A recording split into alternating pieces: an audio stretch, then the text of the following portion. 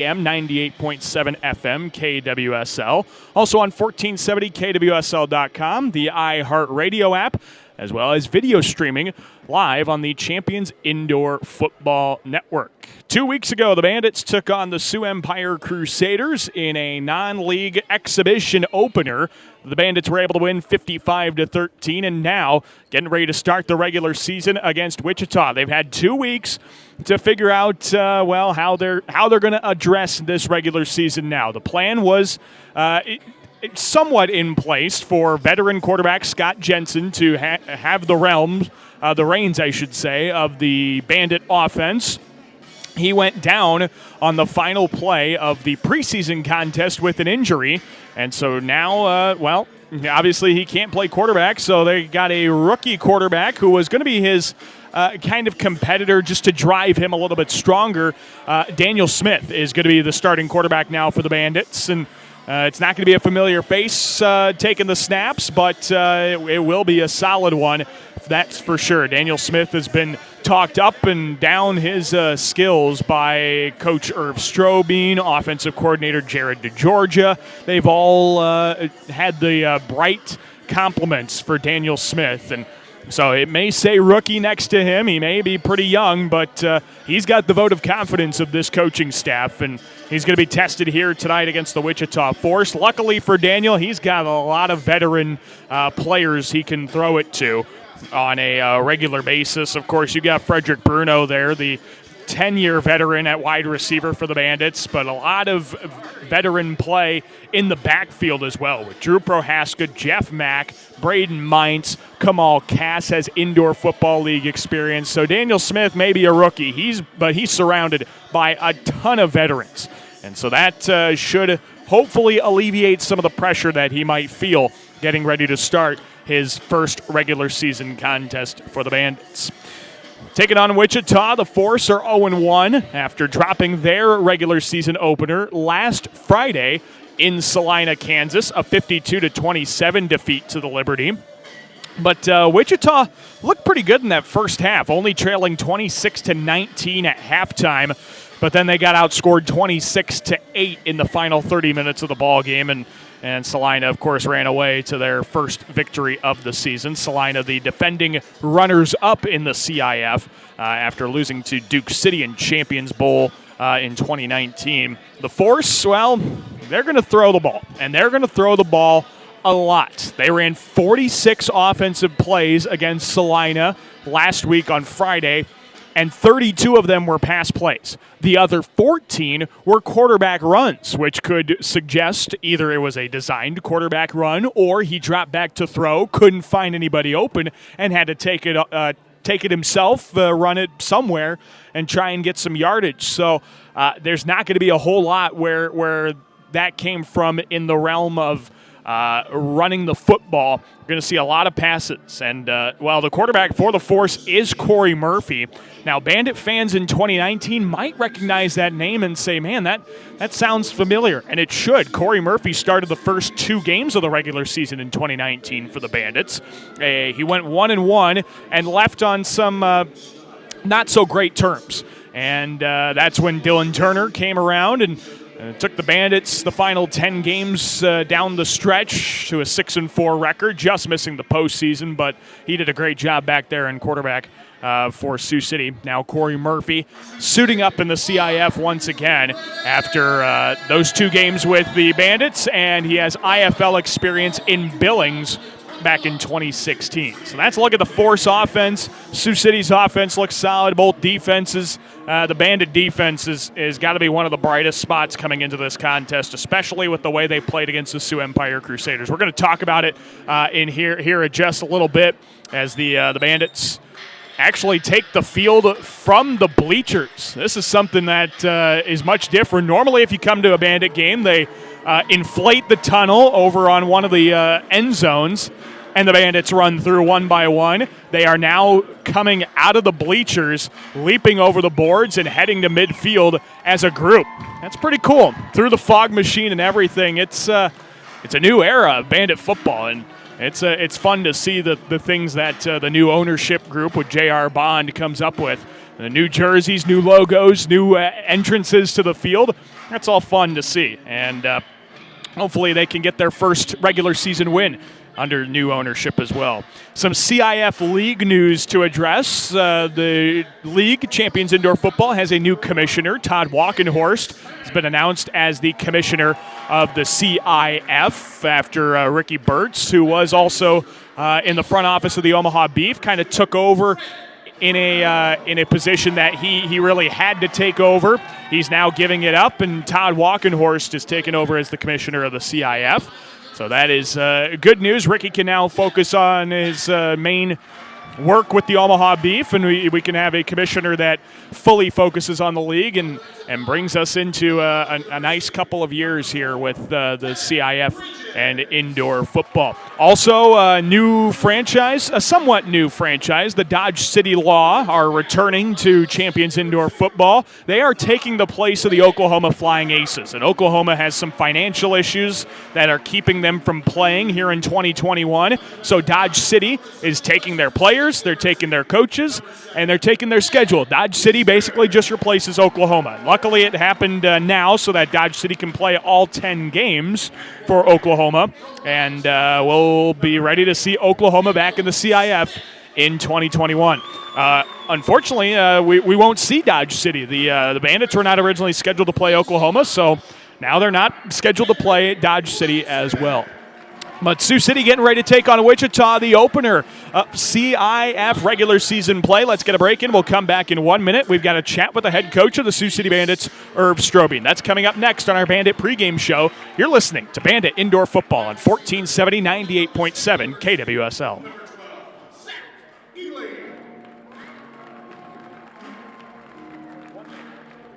Defensive back from the University of Louisiana Lafayette, number 13.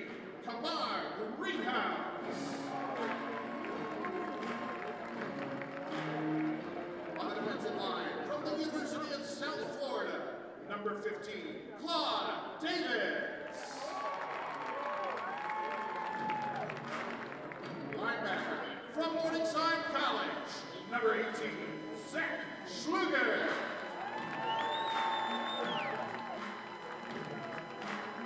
Running back, from Briar Cliff University, number 20, Drew Prohaska. Running back, from Eastern New Mexico University, number 21, Kamal Pass.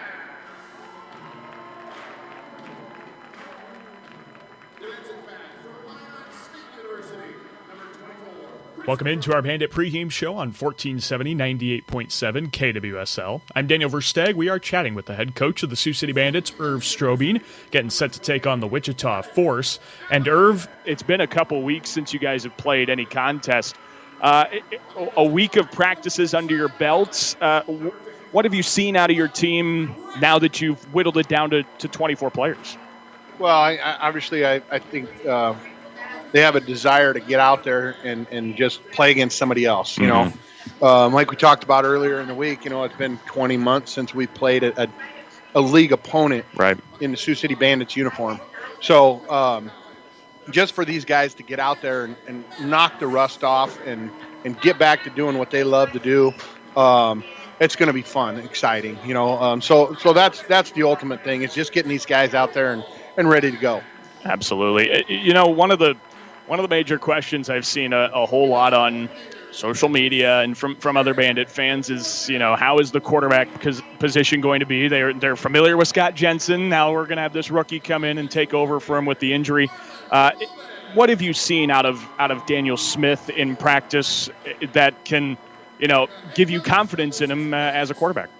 I think he's very eager to learn. So he's soaking up everything that JD tells him. And I don't tell the quarterbacks much, but, anything coaching-wise, I tell him. Sure. I think he's just soaking it all up, and he's just like diving headfirst into learning. And that's the first thing, as a rookie quarterback, you can't come in and think you know everything. Right. And so I think that that clean slate of hey, we're going to mold this kid into what we want. He's ready and willing to do that. I think he's going to lead his team. He's got that silent confidence. He's not a real loud guy, in the huddle, loud guy out on the field. But he's kind of got that swagger about him that, I'm going to lead this team and it's going to go well, right? So we're excited to see him, sling it around, hand it off, do all those types of things, and hopefully score a lot of points in a Bandits uniform. Hopefully that's the case. Again, we're chatting with Irv Strohbing, head coach of the Sioux City Bandits, getting ready to take on Wichita. Let's look at this Force team, Irv. They dropped a 25-point game to Salina last Friday in their first game. What kind of things stuck out to you about Wichita, about the way they play the game and how they performed, at least in their first contest? Well, there's a lot of things predicated on the quarterback. They threw the ball around 32 times and then ran it with him 14 other times or whatever. So that's a lot of pressure to put on the quarterback. We hope to add a little more to that this weekend and put a little pressure on him. Now they hung with Salina for quite a while. I tuned into the game on a YouTube channel and man, this is a good ball game. And then after halftime, then it kind of got away from them. So I'm not sure why that was. If Salina just was knocking the rust off, or Wichita had some guys go down. I don't know exactly what that issue was, but for one half, it was a heck of a ball game. So we got to come out firing early and often and get these guys down, and hopefully, them being a young team, new coaching staff, maybe it's going to take a while for them to figure out. Maybe it's not, but it's going to be our job to get up on them quick and not allow them to hang around. Right. What are you going to have to do on the offensive end to make sure that you score quickly, that you get the points you need early and get that lead quick in the game? I think, one thing about our offense is JD takes a great job of taking what the defense is going to give him. We feel like we have enough athletes on the offensive side of the ball that they can't take away both the pass and the run, right? So it's whatever really the defense is going to try to focus on. We're going to try to pick and choose the right plays at the right time and kind of catch them sleeping, so to speak. We have a great running game this year. 3 good running backs in this camp. You're going to see some of them playing receiver, filling in at receiver.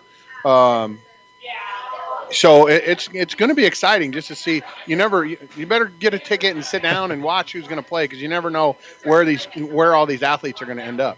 And so that's basically our message is, they can't take it all away. So just stick to the game plan and find the holes in the defense. Yeah. That's a look at the offense, and it's going to be a really solid offensive game. On the defensive end, you kind of mentioned it earlier that this is a game you really want your the pressure to shine. You want your defensive linemen, your linebackers to really get things going and put pressure on the quarterback. How are they going to have to do that? What kind of things are they going to have to do correctly, and how are they going to get in the backfield a lot, hopefully? Well, I think we have Claude Davis, Ben Peaster, Davon Bridges. 2 of those guys have won CIF Defensive Player of the Year award. Claude Davis comes from Sioux Falls, where he's been in the NFL. He played at D1 school. He's probably got a quicker get off than I've ever seen anybody have.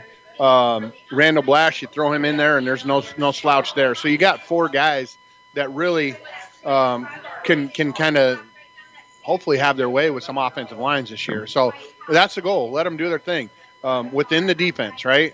Stay in your lanes, stay in your rush lanes, help your buddy out by not going inside when you're not supposed to, those types of things, and I think we'll have good luck. Hopefully that's the case, Coach. Hopefully there's a lot of good luck. We appreciate your time as always, and best of luck against Wichita. Appreciate it. Thanks for having me on. Yep. That was Irv Strohbing, head coach of the Sioux City Bandits. Our Bandit pregame show continues from the Tyson Event Center after this. You're listening to Bandit Indoor Football on 1470 98.7 KWSL.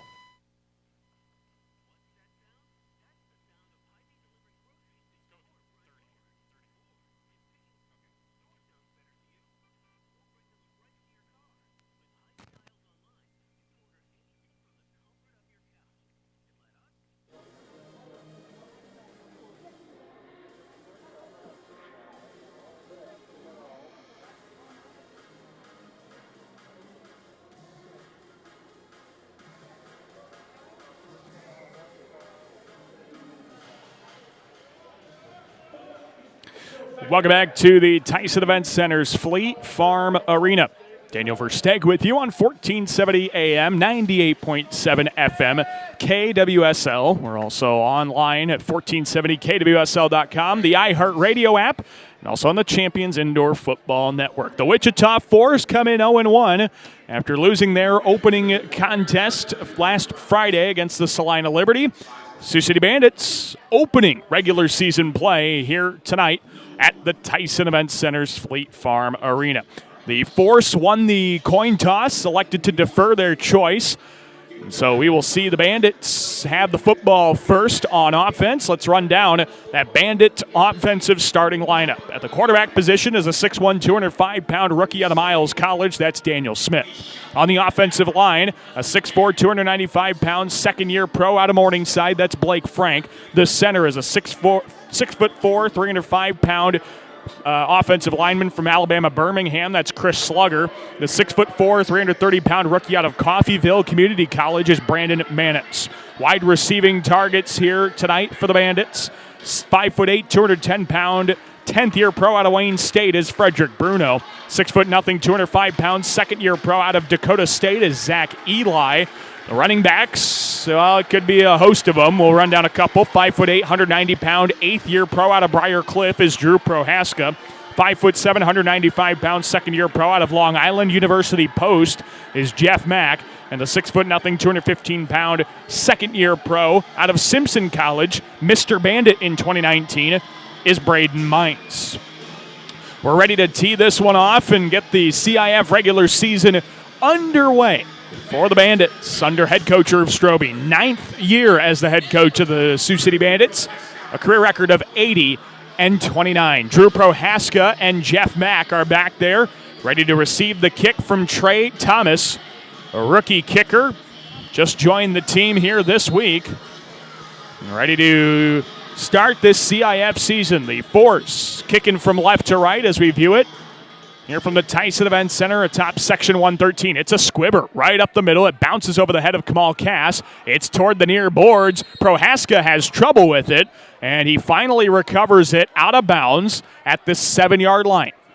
Drew Prohaska had a tough time. That one had some funky bounces on it. Made it next to impossible to field cleanly, and Prohaska just has to recover the kick at the 8, and he gets out of bounds. And it is 1st and 10 for the Bandits at their own 8-yard line. So we'll see how Daniel Smith does. Of course, he was splitting reps with Scott Jensen in the preseason opener. Now this offense is his, with Jensen out for the season. Here is Smith. Lining up in the gun, he's got 4 receivers, with 2 of them lining up on either side. One on either side goes in motion. Smith, nobody in the backfield. Chest high snap, drops back 3 to throw. He heaves it deep over the left sideline, and it's just out of the outstretched arms of Frederick Bruno and incomplete. 2nd down and 10 at the 8-yard line. In the secondary for Wichita, Demario Donnell, Jawan Offray, Tavian Lott, and Cody Savage. The linebacker for the Force is David Acow. Tim Hamilton, Francis Tussa, and Jeremiah Farms Jr. on the defensive line. Smith under center, 2 go in motion, handoff Mack right up the gut across the 10, breaks a tackle, cuts back left side to the 14. And that's where Mack is brought down. A 6-yard carry for the second-year veteran out of Long Island University Post. That makes it 3rd and 4 for the Bandits. Mack had 19 rushing touchdowns in 2017 with the Bandits. 418 yards. He averaged 30 yards on the ground a contest. Trips receivers line up to the right of Daniel Smith under center. Single back in the backfield. In Mack. Bruno goes to the left side in motion. Drop back to throw. Quick drop. Pass complete to the 20. Kamal Cass outside the right numbers to the 23. And he's brought down at the 24-yard line. It's a 10-yard completion to Kamal Cass, the IFL veteran out of eastern New Mexico, and it's 1st and 10 for the Bandits at their own 24-yard line. Daniel Smith gets his first completion of the ball game. Excuse me, his second completion of the ball game. And so it's 1st and 10 at the 24. Smith Go to work under center once again. 2 receivers to his left and 1 to his right. Bruno, the lone receiver, to the right side. He crosses the motion. Handoff to Cass around the right side. Down the right sideline across midfield to the 20-yard line of the Wichita Force. It's a gain of 6 for Cass. And it is 2nd down and 4 for the Bandits in Wichita territory, trying to get the first score of this contest. As Daniel Smith works this offense. Again, coaching staff liked what they saw out of Smith in practices, now getting to see him in a game. 2nd and 4, play action, flag on the play, dropping back to throw, short screen pass to the left side. Bruno tried to juke by a defender, and he is down at the boards at the 13-yard line, left sideline. It's a gain of 7, but there is a flag on the play. And so we'll see whether this result will stand, and I don't think it will. It's illegal defense on the Force. Penalty, of course, declined, and so they'll take the result of the play up to the 14-yard line. So they gave him a 6-yard completion to Frederick Bruno. That was a good job by Smith. He saw a blitz in his face and just kind of dumped it off to Bruno, who was crossing on the motion. 2nd and 10 at the Wichita 14-yard line. Smith lines up under center, single back in the backfield. 2 receivers to his right, 1 goes in motion. Smith drops back, delayed handoff up the left side to the 10, outside the left numbers. To the 7-yard line goes Jeff Mack. It's a gain of 6 or 7. I think we've got another illegal defense on the Force as well. And I think we'll decline it. So let's see what JD wants to do. 11:36 left in the first quarter. We remain scoreless between Sioux City and Wichita. First offensive possession for the Bandits. Legal defense is called once again. And they are going to accept the penalty, so it's going to be a 5-yard penalty. And they're going to take the down here, so it's 1st and 5 for the Bandits at the Wichita 9-yard line. As 6 and 1, half dozen the other. It was either a 6-yard gain, losing a down, or a 5-yard gain and keep the down. Smith under center, 1st and 5 at the 9. Wichita jumps into the neutral zone. And the Bandits will take that once again. We'll see what it is offsides. And it's on Deshaun Ray, rookie out of Bethune-Cookman. 5-yard penalty gives the Bandits a first down, and that was something that Wichita really, really struggled with against Salina. They were penalized 13 times for 83 yards against the Liberty. Salina, I think, only had 4 penalties in the game. So it's going to be 1st and goal here for the Bandits. As, Wichita got to clean up the penalties here. Otherwise, it's going to be tough going here. We got to reset the down markers here, I think. Our chain gang is not quite in midseason form yet.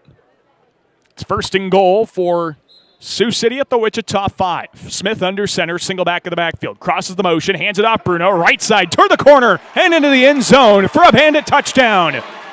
Frederick Bruno is into the end zone on the ground for the 57th time in his Bandit career. And Sioux City leads Wichita 6-0 here with 11:09 left in the first quarter. What a way to start the season. A 4-minute drive that gets Sioux City into the end zone. And the Bandits will attempt the point after try with Braden Mines. Daniel Smith on to hold. I'm going to bring the lights back up, though, for this point after. Here we go. Braden Mines to kick this one away. Let's see how he does. Kicking. He's a running back, linebacker. He can do it all. Snap, hold. Ball is down. Kick is through the golden uprights. And good. 7-0 Sioux City with 10:39 left in quarter number 1. We'll take a break. We'll be back in 30 seconds to the Tyson Event Center Fleet Farm Arena. You're listening to Bandit Indoor Football on 1470 AM, 98.7 FM, KWSL. Once again, thanks to AgPan for sponsoring this and other t-shirt tosses throughout the Bandits home season.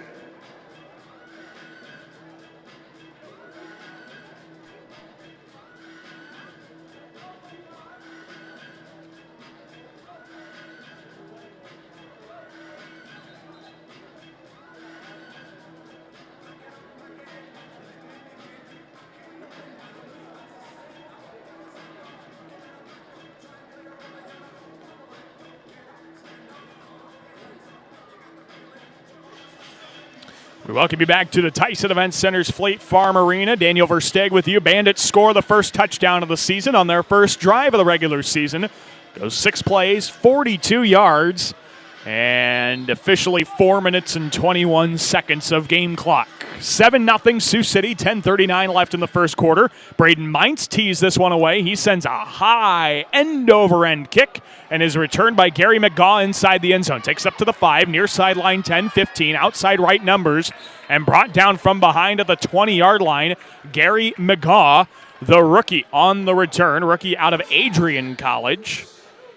They rule him down at the 22-yard line, and it's 1st and 10 for the Wichita Force. Well, as I mentioned in the pregame, Coach Strohbing mentioned it in his interview as well, that the Force really like to throw the ball against Salina. 32 pass attempts for Wichita against the Liberty. They had 46 total plays of offense. Corey Murphy, former Bandit from Delaware State, lines up in the gun. 2 to his left, 1 to his right. Takes a chest-high snap, 3-step drop, fires right side, and we've got a flag on the coverage of Xavier Spann as the pass falls incomplete. Looking for Rodnell Carell. Couldn't find him there because Xavier Spann was interfering with him or holding him, it looks like. Marlon Lobin is going to argue the call here a little bit.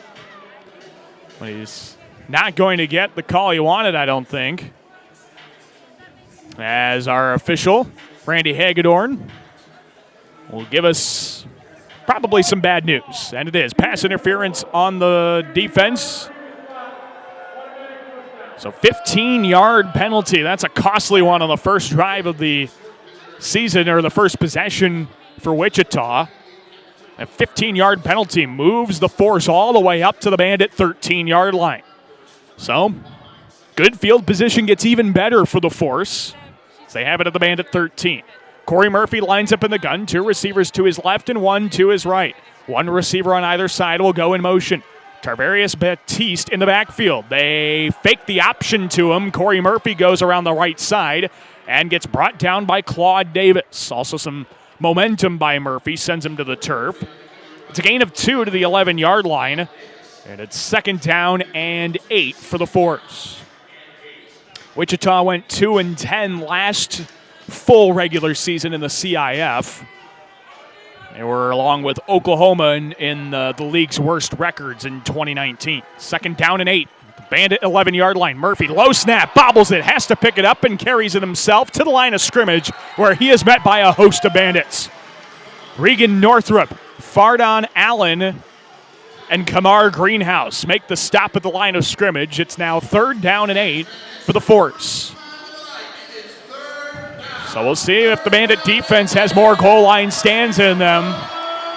Boy, it feels good to hear that noise from the Tyson Event Center. Bandit fans getting on their feet, trying to will their defense to a 3rd down stop.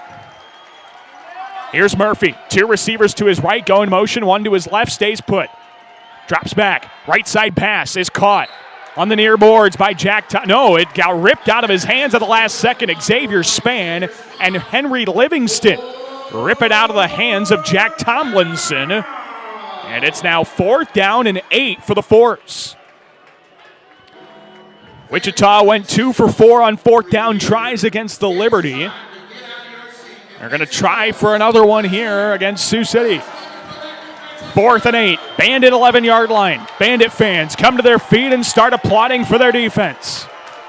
Murphy in the gun. 3 receivers to his left, 2 go in motion. Knee-high snap, drop back, blitz coming. Murphy dodges it, takes it left sideline, 5, toward the corner. He dives toward the goal line. No ruling. He is short. He's short of the end zone at the 1-yard line, but it is a conversion for Corey Murphy. It's a 10-yard carry for the Delaware State product, and it's 1st and goal at the 1 for the Force. Well, Murphy took that blitz in stride and was somehow able to carry it 10 yards. That was a fantastic job by Murphy. I think the Bandits were anticipating, let's see, I think it was Northrup that was coming up the middle. He leaped up to try and deflect an incoming pass, thinking he was going to throw it. Let's see, Randy Hagedorn's trying to tell us something over the microphone, but Looks like we're going to have a challenge on the play. Wichita, I believe, is going to challenge the spot of the ball. So they're going to see if Murphy got into the end zone. Either way, the Force will have 4 downs from the 1-yard line to try and punch it in. But if they can score right away, that would be one heck of a start to this drive for Wichita. Right now, 1st and goal at the 1-yard line. Let's take this time while our officials are taking a look at the replay to thank our sponsors for bringing you Bandit Indoor Football, like R.E. Scott Company, AC&R Specialist, Absolute Screen Art, American Home Healthcare, CW Suter Services, Central Bank, Complete Exteriors, Hard Rock Hotel and Casino, Sioux City, Heartland Chiropractic, Hy-Vee, Ichabod Japanese Steakhouse, and Nova's Carpets. Thanks to all of our sponsors, just a few there. Thanks to all our sponsors that bring you Bandit Indoor Football here each and every week. And the Bandits have a full slate coming up in the next 6 weeks. Yeah, 6 straight weeks of Bandit football without a bye. May 22nd is the first bye of the season, and actually then Sioux City has back-to-back byes, so to speak. They have a bye, they're at Wyoming, they have another bye, and then they're home against Wyoming. So it's just kind of one of those funky schedules, but the 2 bye weeks come very close to each other. 7:33 left in the first quarter. Sioux City leads Wichita 7-0 in the CIF regular season opener for Sioux City. Wichita already has a game under their belt after dropping to Salina 52-27. Let's take a look at our league score updates. Around the CIF, in Salina, the Liberty lead the Omaha Beefs 7-0, 13:51 left in the second quarter. And the other 2 teams in action in the CIF, they'll get kicked off at 8 o'clock our time. Dodge City is in Gillette to take on the Wyoming Mustangs.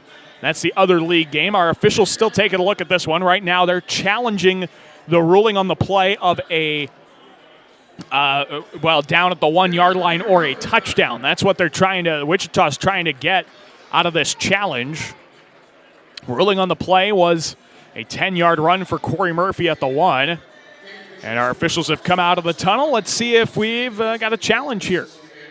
A successful challenge anyway. Randy Hagedorn, now he's ready to come to the mic. Here we go. Oh, our music's still playing.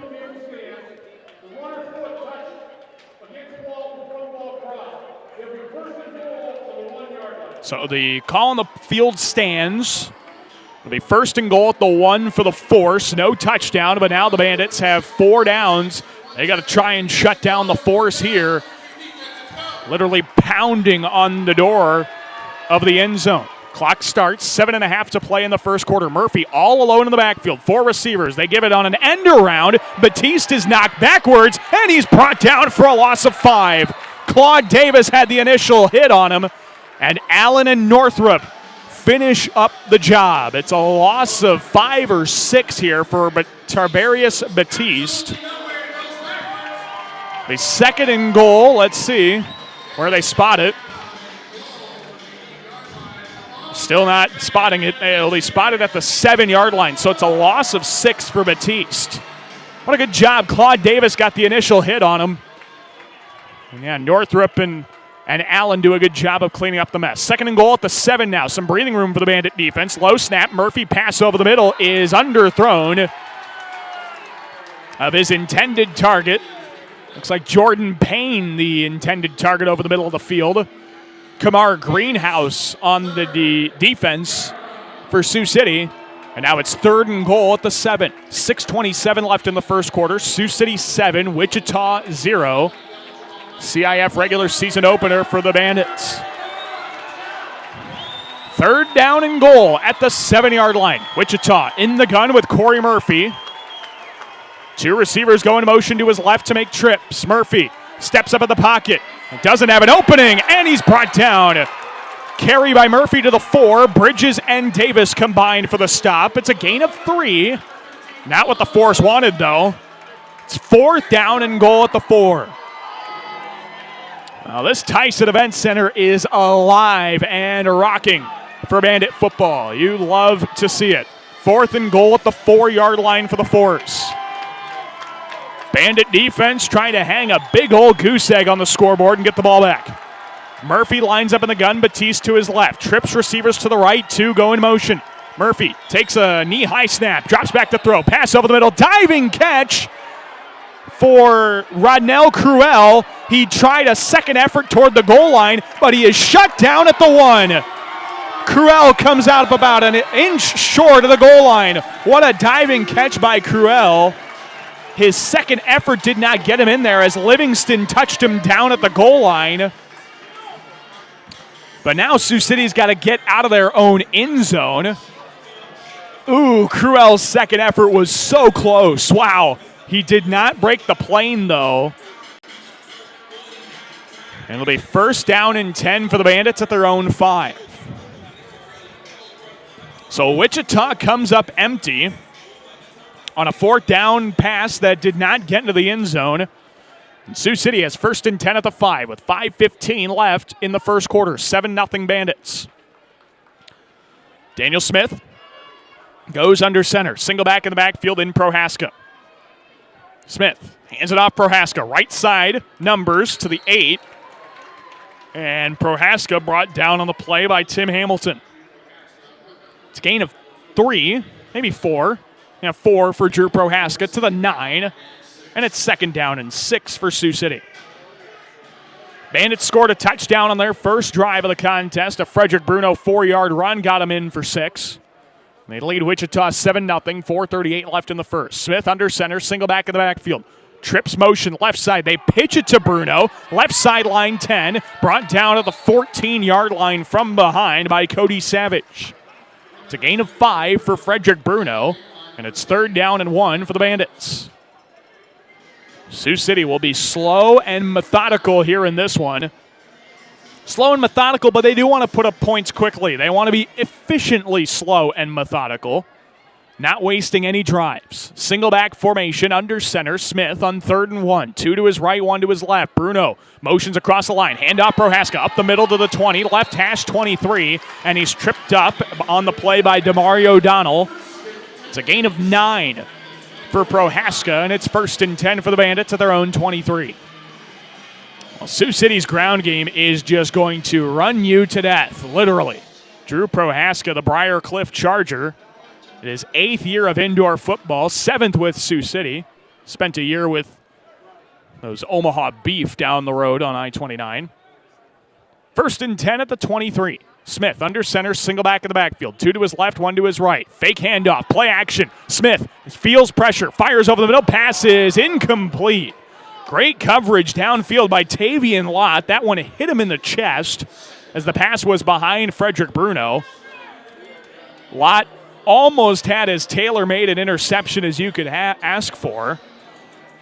But he still forces the incompletion. It is 2nd down and 10 for the Bandits at their own 23. Under 3 minutes to play in the first. 7-0 Sioux City. Smith lines up under center. Single back in the backfield. 2 receivers go to his right, 1 to his left. On 2nd and 10. They cross the motion with the 2 receivers. Handoff up the middle. Prohaska to midfield, and he's brought down by a couple of force at the 24. Hamilton and Farms on the stop, gain of 3. And it's 3rd down and 7 for the Bandits. They are in Wichita territory at the 24. So 3rd down tries. The Bandits were 50% on their 3rd down tries in 2019. See if they can start off 2021 on a better note on 3rd downs. 3rd and 7 for Sioux City at the Wichita 24. Trips receivers in motion. High snap, drop back to throw, flag on the play, stepped in the pocket, pass complete to Bruno, keeps his footing, 10-5, into the end zone, touchdown, Sioux City. Frederick Bruno almost got tripped up at the 15, kept his footing at the 10, and he gets in for another touchdown.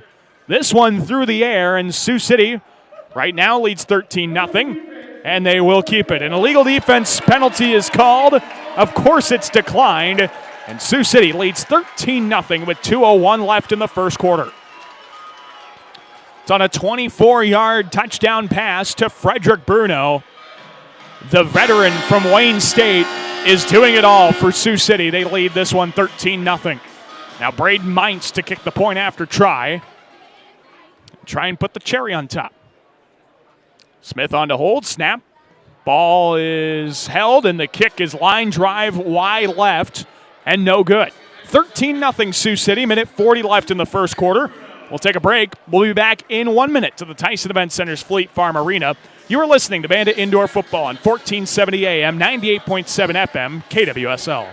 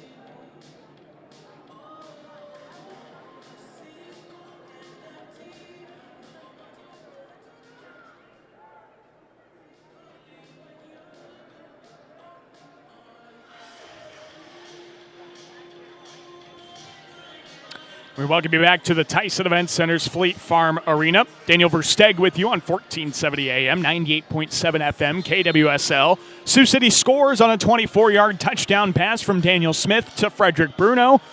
On 6 plays, 45 yards, and Sioux City leads 13-0. Now Braden Mines sends a high end-over-end kick, fielded 4 yards deep by McGaw. Takes it left sideline to the 8, 10-yard line, and he's driven backwards.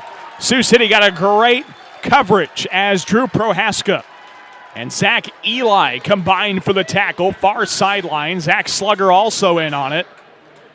And the force, we'll see, they spotted at the 7-yard line. So Wichita has 1st and 10 at their own 7. The force got it all the way down to the 1-yard line, but then Sioux City shut them down at the goal line and kept them from getting in. So the Force trying to put up points on this drive with a minute 12 left in the first quarter. Corey Murphy lines up in the gun, 2 to his right, 1 to his left. Belt high snap, drop back, right side pass is complete at the 10-yard line. Jordan Payne makes the catch. Span brings him down quickly.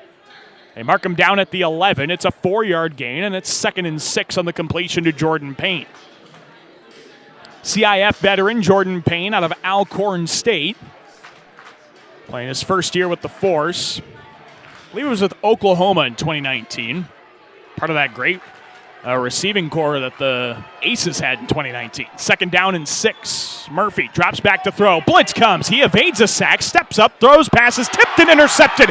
Xavier Span, 15, and he's brought down to the 14-yard line. Tip drill in full effect. Xavier Span has his first interception of the season, his 7th of his career. And Sioux City takes over with 28 seconds left. That pass was intended for Tomlinson. They both collided and deflected the ball into the air. Span returned it to the 14. And now the Bandits have a chance to put up another score before the end of the first. Great turnaround there. Xavier Span, the former Morningside Mustang, has his 7th career pick.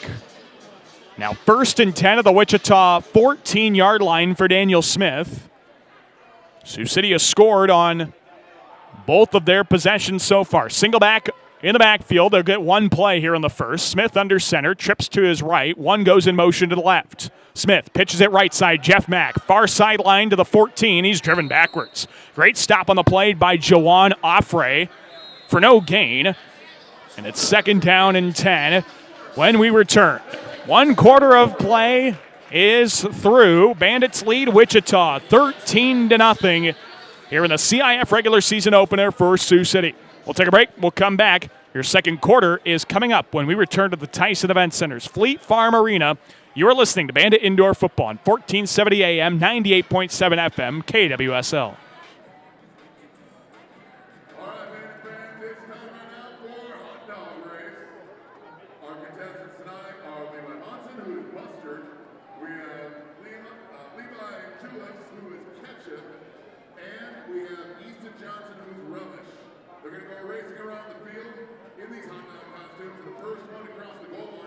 far side of the field over here is going to be the winner. So guys, you got to roll all the way around the pool. Here we go. Cheer 'em on your mark. Get set. Go. Relish is in the lead. Buster close behind. Bandit way behind. Keep it going, Relish. Let's cheer 'em on. Protected with 3 minutes to go this year. Relish better go. Oh, what happened again? Nice job. Relish wins.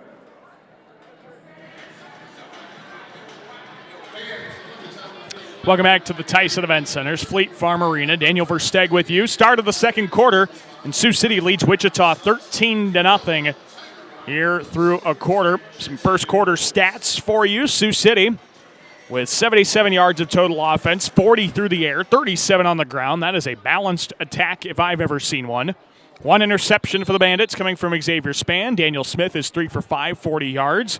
Drew Prohaska, 3 carries, 16 rushing yards for the Bandits. 13-0 Sioux City. Second down and 10 of the Wichita 14. Smith, high snap, leaps up for it, drops to throw, rolls out right. He keeps it himself. Right sideline to the 10. Right numbers 9, and brought down there at the 9 for a 5-yard gain. Farms Jr. on the stop for the Wichita Force. And it's 2nd and 5 for Sioux City as they get into the red zone.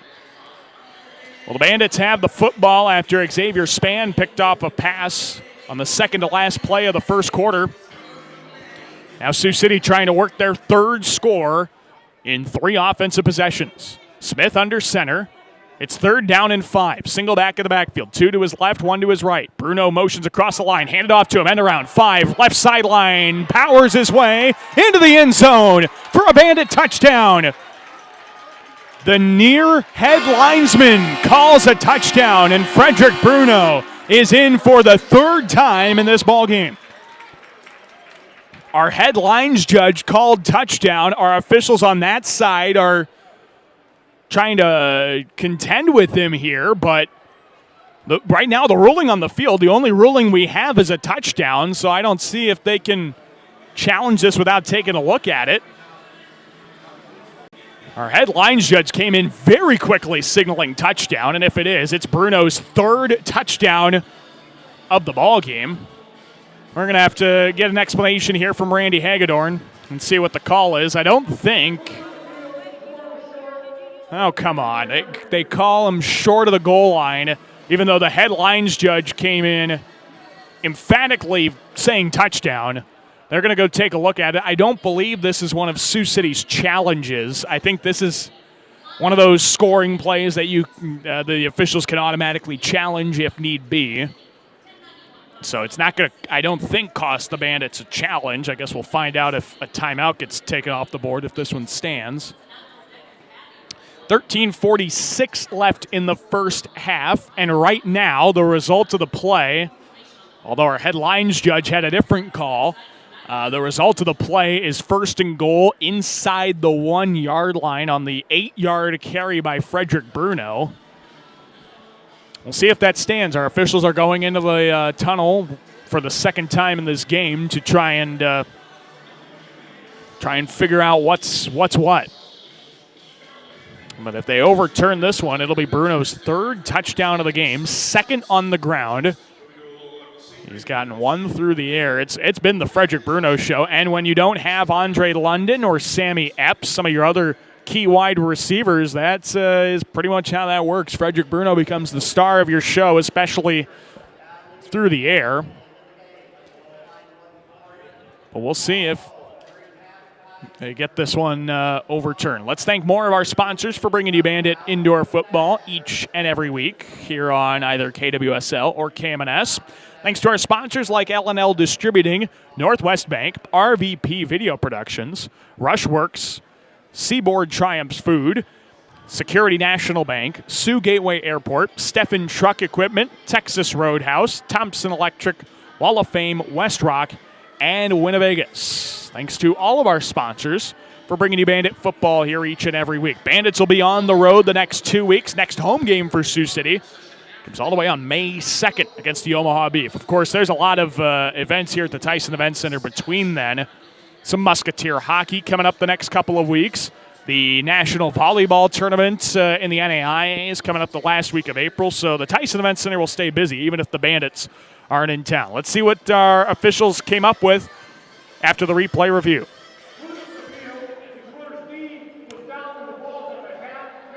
And so they keep the ruling at the 1 yard line. Frederick Bruno with an 8-yard carry to the 1. And so Sioux City will now have to try and punch it in from the 1. They have first and goal.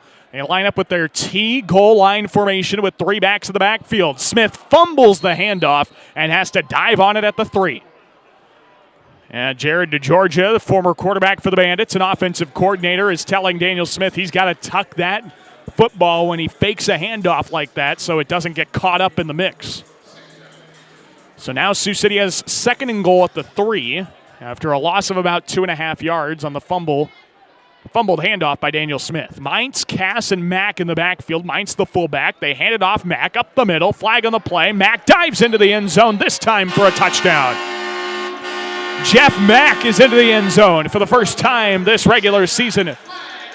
And Sioux City leads Wichita 19-0, barring the penalty. Legal defense again called on the force. 19-0 Sioux City, 13:07 left in the half, as Jeff Mack is in for his 20th career rushing touchdown as a Bandit. 3-yard carry, and now Sioux City's going to line up to go for 2. Try and even up that score a little bit at 21.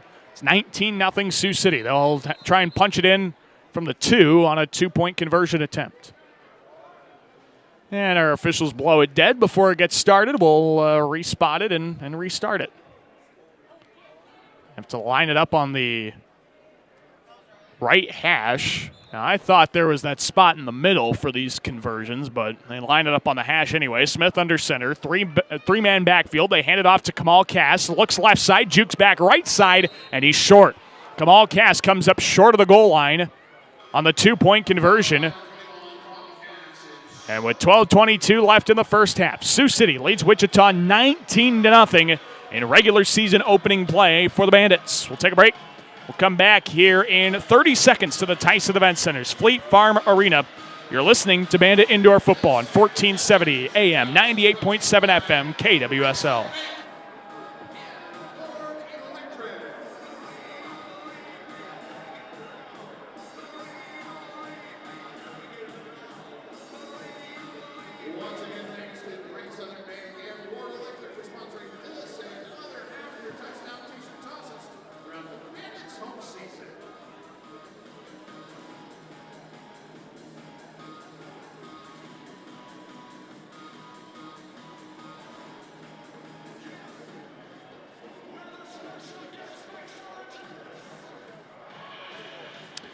And we welcome you back to the Tyson Event Center's Fleet Farm Arena. Daniel Versteg with you. We're on 1470 AM, 98.7 FM, KWSL. Also on the iHeartRadio app, 1470kwsl.com, and we're video streaming on the Champions Indoor Football Network. 12:22 left to play in the first half. Bandits get into the end zone from a 3-yard carry by Jeff Mack. It's 19-0 Sioux City. Here's a high end-over-end kick that backs McGaw up all the way to the backboards in the end zone. Takes it up the middle, 5-10, flag on the play, right numbers 12, and McGaw is brought down to the 13-yard line. Multiple flags come out, possibly for the same penalty. And we'll see what we've got. Randy Hagedorn threw one of the flags, so he's going to give his call. Block on the back called on the force. So it's half the distance to the goal on the return by McGaw. That got him up to the 13. And so Wichita now gets backed up to, or actually it's from the spot of the foul, not from the return. So it's half the distance to the goal from the 6, meaning Wichita gets first and 10 at their own 3-yard line. They had one drive with good possession, field position to start things off, but since then it has been lackluster field position for the Force. Gun snap, pass to the left side from Murphy, falls incomplete. Kamar Greenhouse gets in between Jordan Payne and the pass, deflects it into the air, incomplete, and it's 2nd and 10 on the incompletion from Murphy. 11:52 left in the half. Sioux City leads Wichita 19-0 in the regular season opener for the Bandits, who will be on the road to Omaha next Saturday and the following Sunday on the road at Salina. Murphy, 2 receivers to his left, 1 to his right. Chest high snap, drop back to throw. Murphy keeps it himself, has Green to run across the 5, in between the hashes, where he's brought down by Regan Northrup and Zach Slugger. At the 8-yard line, it's a gain of 5 for Murphy. And it is 3rd down and 5 for the Wichita Force. So the Force try another 3rd down. They are 0 for 2 on 3rd down tries so far tonight. Trying to change that here. The Bandit fans have done a good job getting behind their defense on 3rd down. Let's see what they can do here. See if Wichita has their first conversion on 3rd down. Trips receivers to the right, 2 gun motion. Murphy in the gun, 3rd and 5. Blitz coming, fires as he's hit to the right side, and the pass is deflected away by Kamar Greenhouse and incomplete. Jaron McGaw, the intended receiver, and it's 4th and 5 for the Force. And we will see the field goal unit come out, it looks like, for Wichita. Yeah, there he comes. Trey Thomas comes out to kick this one away for the Force, and they're going to try a deep field goal. Let's see. They attempted one from 48 with their previous kicker, Jordan Drake, against Salina on Friday. And this one might be longer than that. Let's see. We got to do that math again to figure out how long this field goal is. Line it up at the 2-yard line, so this will be a 56-yard field goal from Trey Thomas. He's only got 3 seconds to kick this one away. Off the hold from Offrey. A 56-yard attempt has nowhere near the leg and is picked up at the 10-yard line by Jeff Mack. Up the middle of the field. He waits for defenders to come. Now keeps it right sideline. 20. And he's out of bounds at the boards at the 23-yard line. Oh, a big late hit comes in. Come on, where's the flag? He was already down. Tim Hamilton had him down at the boards. And then Francis Tussa comes in and cheap shots him from behind. Jeff Mack gets the return to the 23. Frederick Bruno is trying to plead with our headlines judge for a flag. Excuse me, I had that the other way around. Yeah, Hamilton and Tussa had him down at the boards. And it looks like Curtis Bent came in for the late hit. But no flag is called. I don't know how. He also led with the helmet, so should have been 2 flags on that one. Anyway, 1st and 10 of the 24-yard line of Sioux City. Bandits trying to go up by 4 scores here in the second. 9:30 left in the half. As Smith lines up under center, single back, trips to his left, 3-step drop, screen pass left side is complete to Cass. Outside the left numbers across midfield. And Cass is brought down to the 22-yard line. It's a gain of 3 or 4, depending on where they decide to spot this one. Legal defense is called on the Bandits. And so they are going to accept the penalty. It's a 5-yard penalty, 1st and 5 for Sioux City now instead of the previous play. 9:20 left in the half. So the 5-yard penalty makes it 1st and 5 at the Wichita 21. 19-0 Bandits here in the first half. Wichita heads to the line of Sioux City heads to the line of scrimmage of the Wichita 21. Smith under center, single back in the backfield. 2 receivers, now trips. They pitch it left side. Prohaska makes the catch in the backfield, and he's dropped for a loss of 3. Demario Donnell on the stop at the 24. And it is 2nd down and 8 for Sioux City at the Wichita 24-yard line. Yeah, that was an awkward play. I think that play was busted from the get-go. Smith literally threw it to Prohaska. It wasn't like your regular toss you see on one of those plays. He had to throw it to Prohaska on that one. So it's 2nd down and 8 at the Wichita 24. Smith under center, single back, trips motion, right side. Smith, screen pass right side. Eli makes the catch outside the right numbers to the 20. 19-yard line, brought down on the play from behind.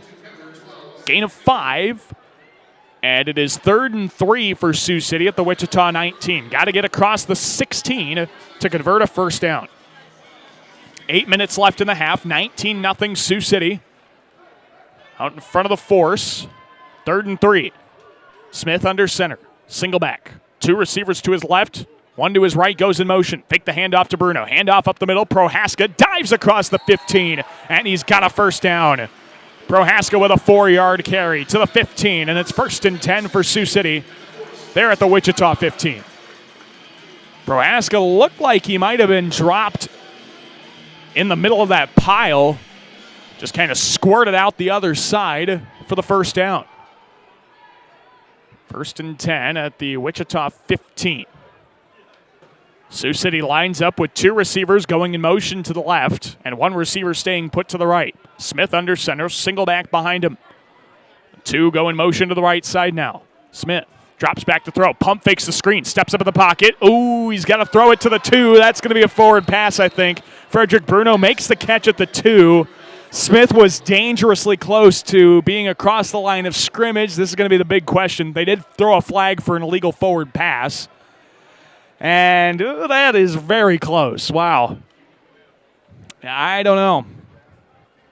I don't think they can challenge that flag, though, so it's going to be an illegal forward pass, and this play is probably going to be backed up here. Randy Hagedorn will make the call. We'll see what they've got. Our officials have to converse about this one. 7:03 left in the half. Sioux City 19, Wichita 0. Force played a great first half against Salina last week. Oh, illegal defense is called. So there was no illegal forward pass. Okay, it was close. Smith was dangerously close across the line of scrimmage. But the result of the play is a 13-yard completion to Frederick Bruno. And it's 1st and goal at the 2 for Sioux City. Under 7 minutes to play in the half. Hey, we'll take a different penalty than we thought it was. Smith under center, single back in the backfield. 2 to his right, 1 to his left. Smith takes the snap, hands it off to Bruno, right side to the corner, and he waltzes into the end zone for a Bandit touchdown. Frederick Bruno, a 2-yard rushing touchdown. His 3rd touchdown of the ball game, and Sioux City leads Wichita 25-0 with 6:30 left in the first half. So we'll try another 2-point conversion. No, we're going to go for the point after try here. Frederick Bruno has been a workhorse here tonight for Sioux City. He's got 3 touchdowns on the board already. It's his 58th career rushing touchdown in the Bandit uniform. Smith on to hold. Snap, spot, point after try off the right uprights from Braden Mintz, and no good. He clanged that thing off the uprights. So the point after try, no good. 6 minutes and 2 seconds left before halftime. Sioux City leads Wichita 25-0. Take a break. We'll be back in 1 minute to the Tyson Event Center's Fleet Farm Arena. You're listening to Bandit Indoor Football on 1470 AM, 98.7 FM, KWSL.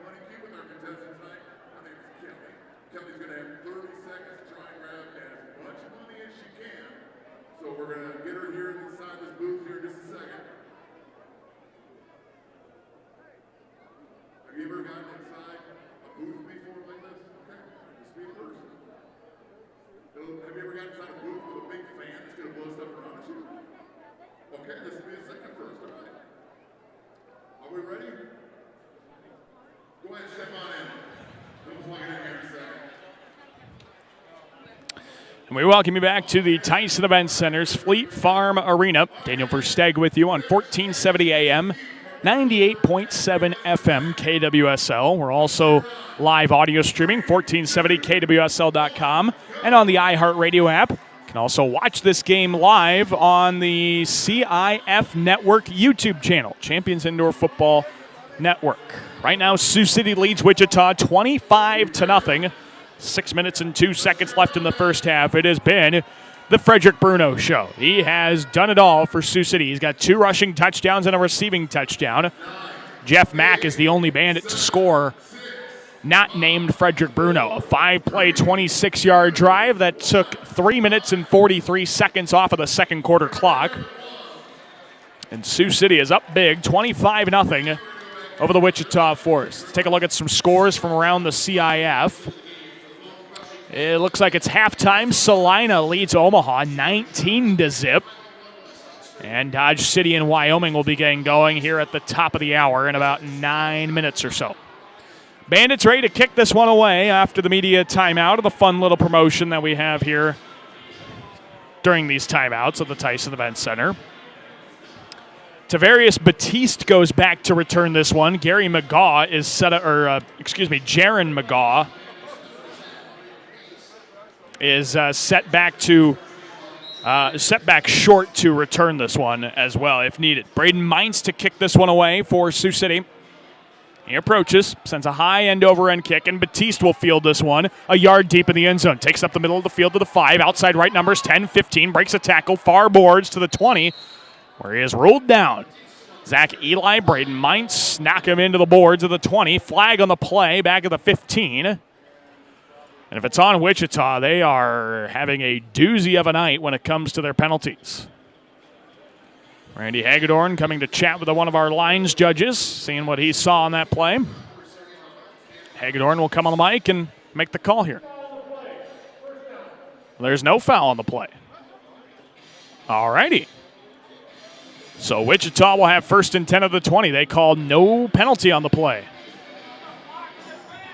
All right, so no penalty called, and Wichita has it back where they returned it. So they got good field position now. Wichita had good field position on the first possession of the ball game and got all the way down to the 1. Didn't score, but showed their offense is worth something here. Murphy, 2 receivers to his right, 1 to his left in the gun. Bandits jump, and this blows the play dead. Batiste was brought down for a loss of 3. Now Batiste and Claude Davis are getting into it. Multiple flags come out. Batiste and Davis having to be separated by the officials. We'll see what Randy Hagedorn has for a call here. And I think it's going to be on Sioux City, but Ben Peaster is going to argue that the Force lineman flinched.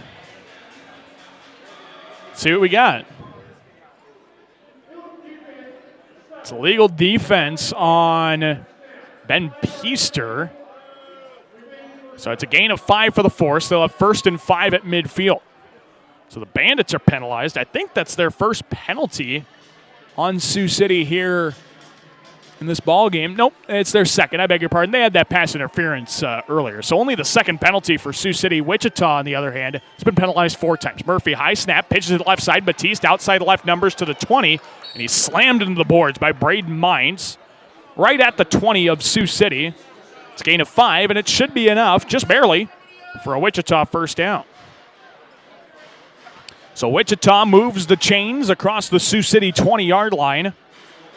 It's 1st and 10 for the Force. 5:10 left in the first half. 25-0. Sioux City leads Wichita. Coming up on our halftime coverage, we'll take you around the CIF with some scores. We'll also break down the stats of this first half as well. 1st and 10 for the Force. Murphy in the gun. 2 to his right, 1 to his left. Motion across the line. High snap. Murphy keeps it himself. Flag on the play from behind, and Murphy brought down to the 20. Late pushing and shoving. This one's getting chippy here really quickly, as Deshaun Ray and Davon Bridges get into it after the play is over. This flag from behind probably on the Force. And it is. Holding on the Force. Holding is called on the center, Jarvis Courtney, the rookie. 6'4", 300-pound offensive lineman. It is a 10-yard holding penalty. Back to the Wichita 20-yard line. Well, it's just one of those nights. The refs have to be ironed out as well. Players have to be ironed out. All those, they got to get the rust out. 1st and 10 of the Wichita 20. Murphy hands it off a sweeper on the right side, and Batiste is brought down for a loss. Claude Davis of the 19 makes the stop for a loss of 1, and it's 2nd down and 21 for the Force. Claude Davis, the former Sioux Falls Storm, got into Batiste, lifted him up off the floor and brought him back where he came from. Claude Davis, the Sioux Falls Storm vet out of the University of South Florida, with his stop, makes it 2nd and 21 of the Wichita 19. Trips receivers to the left, one to the right of Corey Murphy, all alone in the gun. 2 going motion left side. Belt high snap. Murphy drops back. Left side pass is caught. What a catch! And diving over the board is Jordan Payne at the 16-yard line of Sioux City. Oh my goodness, how'd he haul that in?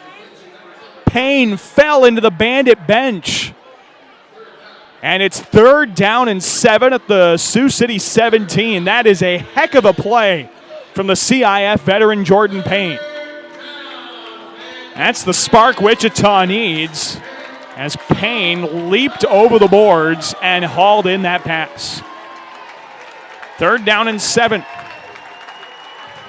at the Sioux City 17. Murphy in the gun, 2 to his right, 1 to his left. Helmet high snap, drop back. Murphy, right side pass, tipped up in the air from Payne, and it falls incomplete, out of bounds.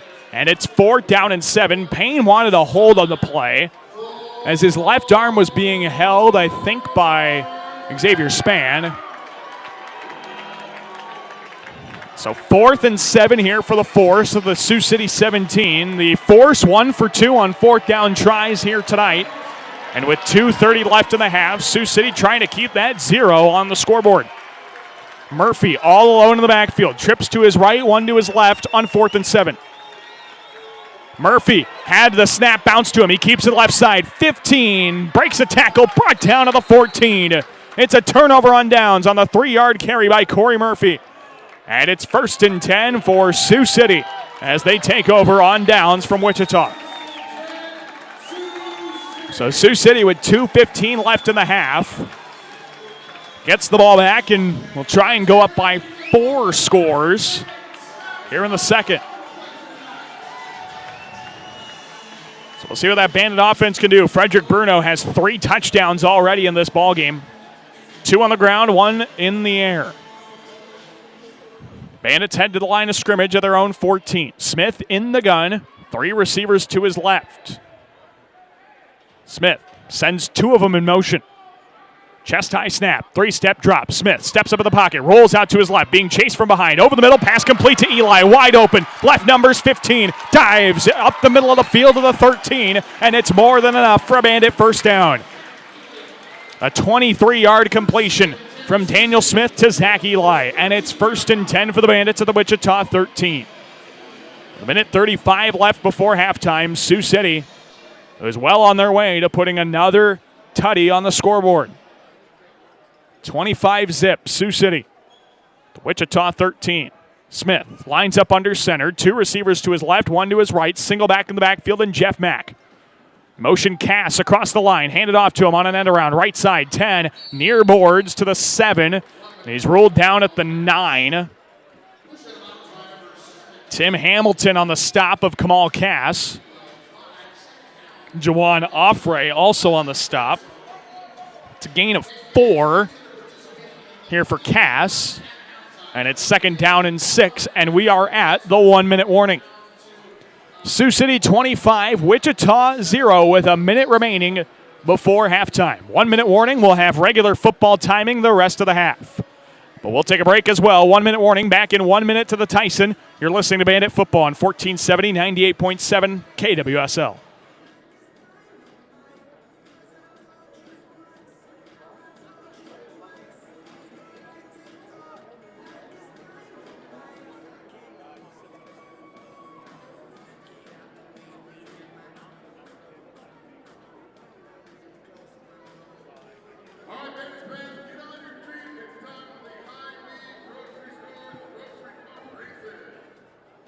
Tonight our 2 contestants are Cindy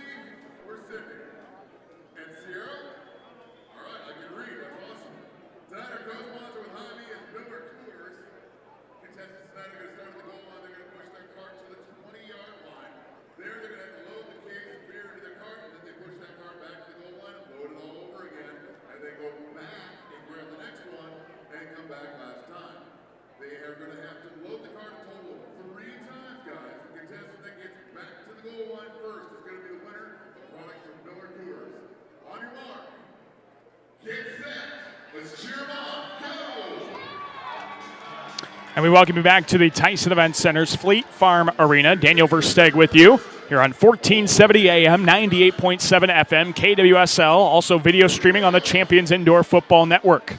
We're at the 1-minute warning of the first half. Sioux City leads Wichita 25-0. 3 Frederick Bruno touchdowns and 1 Jeff Mack touchdown have been the scoring so far for the Bandits, who now have 2nd down and 6 at the Wichita 9-yard line. Bandits in the red zone once again here tonight and trying to take advantage of it here.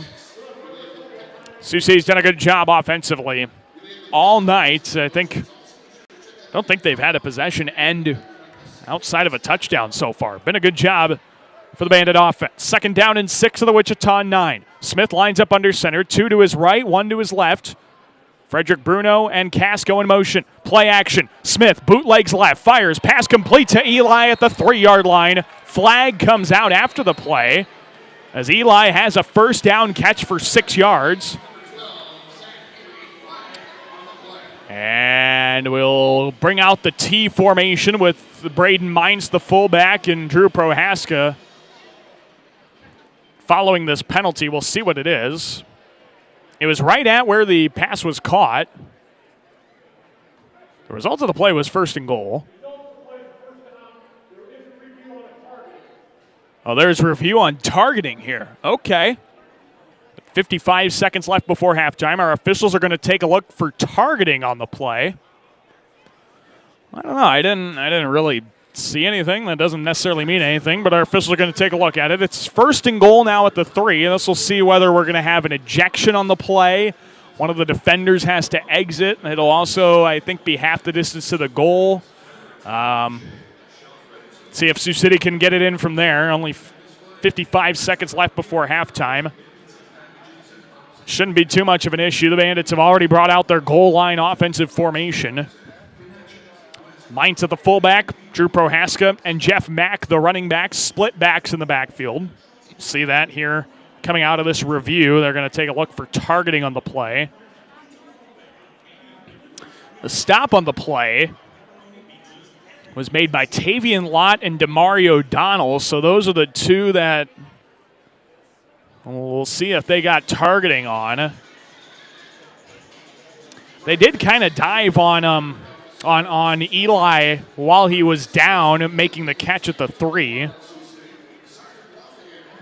But I don't know if it's strong enough to warrant targeting or not. I guess head-to-head contact is head-to-head contact. I don't know whether or not that occurred or what. But be sure to keep it tuned to KMNS and KWSL. Right now over on KMNS, actually. Musketeers in action down at Ralston Arena in Omaha. The Lancers taking on the Musketeers. Big game for Sioux City. 3rd place Omaha, 4th place Sioux City. The Musketeers, can come within a point of the Lancers if they can knock them off here tonight. And maybe up themselves to 3rd place in the Western Conference standings. It's coming down to the wire here for Sioux City. They'll have a couple more home games here at the Tyson before they figure out where they're going to be located in the postseason. The Bandits in action next week in Omaha, and then the following week in Salina.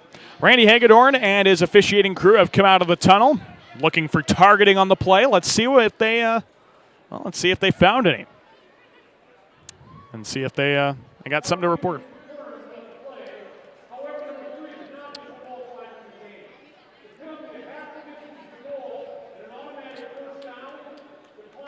So targeting is confirmed on the play, but the player is not ejected. But it is half the distance to the goal at the 1.5. So Sioux City has it at the 1.5-yard line on 1st and goal. The T formation comes out. I thought that resulted in disqualification. Anyway, Smith lines up under center. 3 men in the backfield. 1 receiver to his right. 2 motion out of the backfield. Pitch play, right side. Mack leaps into the end zone for 6. Jeff Mack is in for his 2nd touchdown run of the ball game. And Sioux City leads Wichita 31-0 with 36 seconds left in the half. Jeff Mack with a great touchdown run. And a point after try upcoming here for Braden Mines. This game, again, getting chippy. We've noticed it a little bit. Chris Slugger got pushed by a Wichita Force defender after the play was over.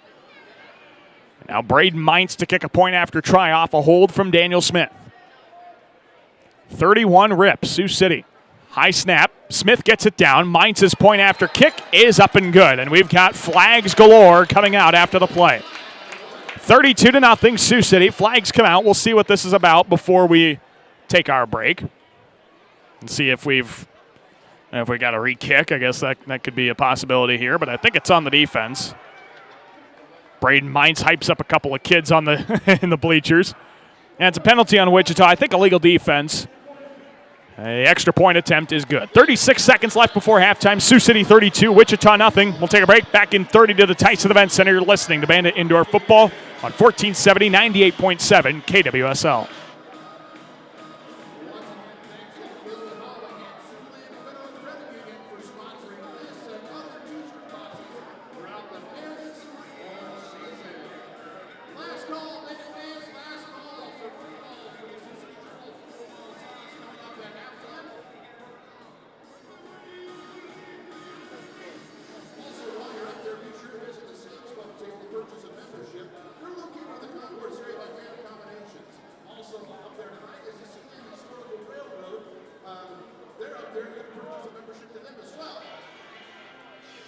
And welcome back to the Tyson Event Center's Fleet Farm Arena. Daniel Verstegen with you on 1470 AM, 98.7 FM, KWSL, and on the Champions Indoor Football Video Network. Sioux City leads Wichita 32-0. 36 seconds left in the first half. Braden Mines tees this one away, sends a squib kick right up the gut. It's picked up at the 13 by Jaron McGaw. He takes it left side to the 20, left numbers, and he's tripped up on the play at the 24. He lost his helmet on the hit from Christopher Rivers. McGaw, I think, lost his footing at the 24. That was a violent play. It looks like McGaw is going to be all right, which is great to see. But now the Force have a tough test. They have 30 seconds left before halftime and have 1st and 10 of their own 24. All 3 timeouts left for Wichita, and we're under regular football timing. So if they can get out of bounds, they can stop the clock that way. Incomplete passes also stop the clock. 1st and 10 of the 24. Murphy in the gun all by himself. High snap, drops back, steps up, gets tripped up, fires left side of the pass is incomplete. Davon Bridges on the quarterback hit of Corey Murphy. Pass to the left side. Looked like it was for Batiste. The incompletion brings up 2nd and 10 of the 24. 26 seconds left before halftime. 32-0 Sioux City. This is one heck of a first half for the Bandits defense. No points allowed on Wichita. So here's Murphy in the gun all by himself. 2 to his right. Staying put, 2 to his left in motion. Knee-high snap, roll out right. Murphy fires down the sideline. Tomlinson makes the catch inside the 10-yard line of the 6, and he gets knocked out of bounds by Henry Livingston at the 7. Jack Tomlinson with a great catch. The Wichita Force product in 2019. Collegiate product of Ball State University. Gets a big completion for 19 yards, and it's 1st and goal for the Force at the Sioux City 7. 21 seconds left before halftime, 32-0, Sioux City. Murphy all by himself in the gun. 1 receiver on either side of the 2 will go in motion. Murphy takes the snap, drops back to throw. Flag on the play. Pass to the left side, deflected around off of Kamar Greenhouse and incomplete. Looking for Jordan Payne. Looked like Rodnell Cruel was also in the vicinity of the pass. Greenhouse got a paw on it. The incompletion would make it 2nd and goal, but we got a flag on the play. Legal defense is called on the Bandits. So we've got half the distance to the goal to the 3.5, and it's 1st and goal again for Sioux City. Or for Wichita, beg your pardon. Wichita with the football at the 3.5. 1st and goal for the Force. With 18 seconds before halftime, Force still with all 3 timeouts remaining. Corey Murphy lines up in the gun. He's got 2 receivers to his right going in motion, 1 to his left staying put. First and goal, 3.5. The two receivers motion to the left side. High snap. Murphy has to step up to catch the snap and gets brought down to the 5. 15 seconds before halftime, and a timeout is called by the Force. Wichita uses its first of 3 charged timeouts. It's 32-0. Sioux City out in front of the Force. Well, let's take this time here really quickly to remind you, coming up at halftime, we'll take a look at scores from around the CIF. Salina is hosting Omaha, and Wyoming is hosting Dodge City. We'll try and get you as many scores as we can from around Champions Indoor Football coming up at the halftime break. We'll also break down the first half stats, and I'll see what if Sioux City can keep it going. I mean, my goodness, this is one heck of a first half for the Bandits. Up 32-0 over Wichita. And see if the Bandits can keep the goose egg going. But they got to stop them here. Second and goal at the 5 for the Force. Coming out of their first time out of the half. Corey Murphy goes under center. Single back in the backfield. 2 to his right, 1 to his left. Murphy takes the snap. 3-step drop. Blitz coming. Gets sacked. Davon Bridges. And Claude Davis bring him down to the 10. It's 3rd and goal, and another timeout is called by the Force. Actually, they got him down at the 15. Bridges and Davis on the stop. Second timeout of the half called by the Force, and Sioux City has got them backed up big time. We were waiting for the Bandit defensive line to get in there for a sack, and they finally got one. Bridges is going to be the one credited solo for the sack. So the Force will have 3rd and goal at the 15.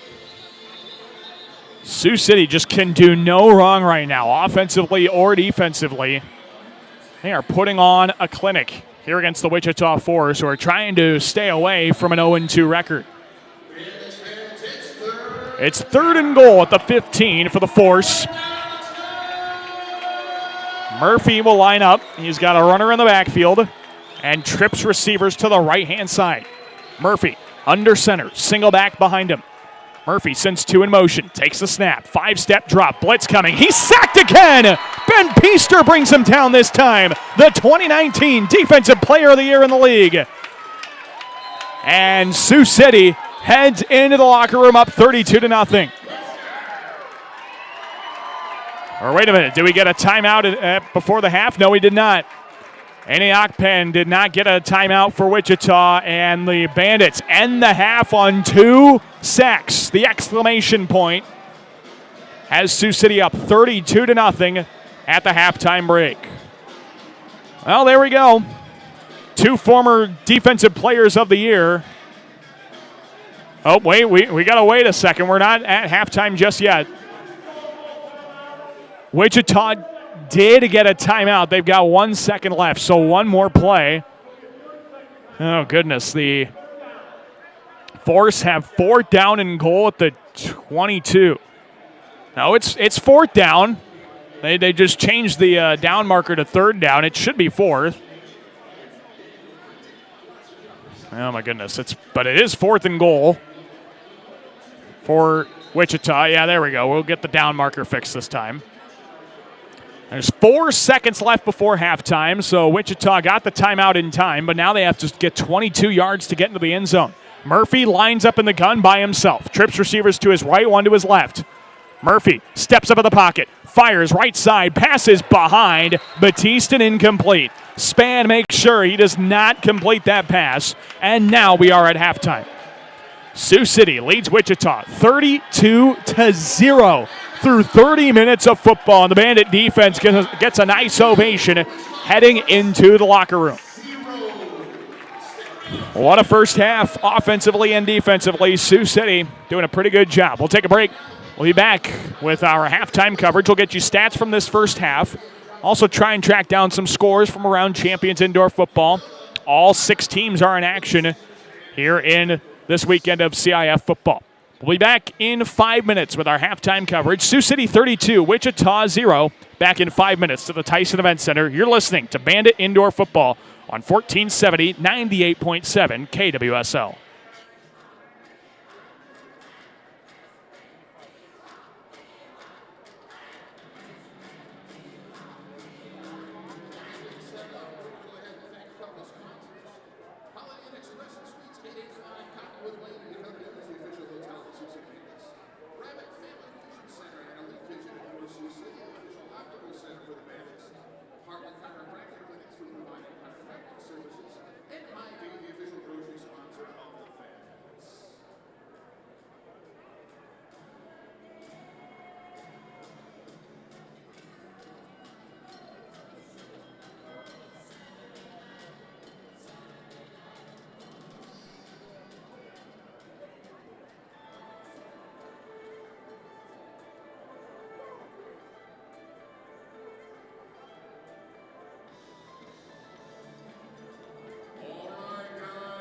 Are you having a good time tonight? Oh, we can do better than that. Are you having a good time tonight? If you didn't know, my name is Boots from Q102. Thank you so much for coming out tonight. We're going to play Name That Tune right now. You guys ready? The Echo Electric Name That Tune promotion. Our two contestants tonight are Heather. All right? Okay, good. I got it right. And Lisa. You got a cheering fan here. I like that. Little section of your own. Let's hear it one more time. Where's the cheers for Heather and Lisa here? Oh, wow. Okay, they moved. All right, here we go. Tonight, you're going to have to name two songs that are being played. We're going to be playing from the 80s genre, like we talked about earlier. Whoever wins tonight can have the name placed in a drawing to win a melodic drum set from Echo Electric. The first contestant to ring the bell will have a chance to guess the song. You guys ready? Okay. Our first song, Maestro. Let's go.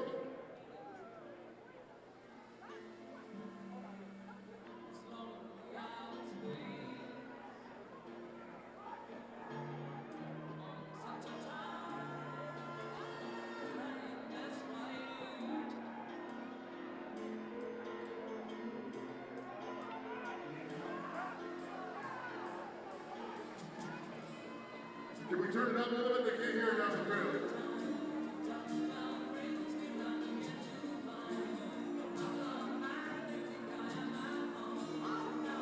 I'm going to give you a hint. What shoots up into the air? What is it? It is Rocket Man. Up top. All right, we got it. We got there eventually. It was okay. All right. Song number 2. Here we go.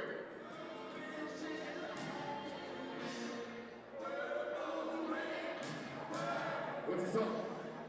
It's almost like you've heard it. That's already out of song. All right. So we got 1-1 right now. All right. Here we go. Song number 3. It's coming. Here we go. Listen for the hook.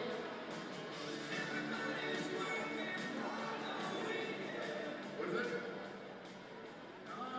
You're going to give it to you. Working for the weekend. We have a 2-1 win. Nice job. Lisa takes the win tonight. Congratulations. You get the money for the tool. All right.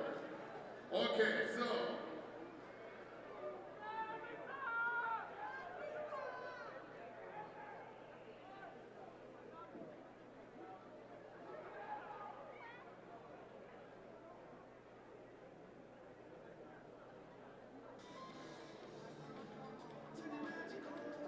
Here we go. It is time for the Palmer Candy Twin Big Race. Here we go. Our first group. Guys, you ready? On your mark. All you need is one. Get set. Let's cheer them on. Go!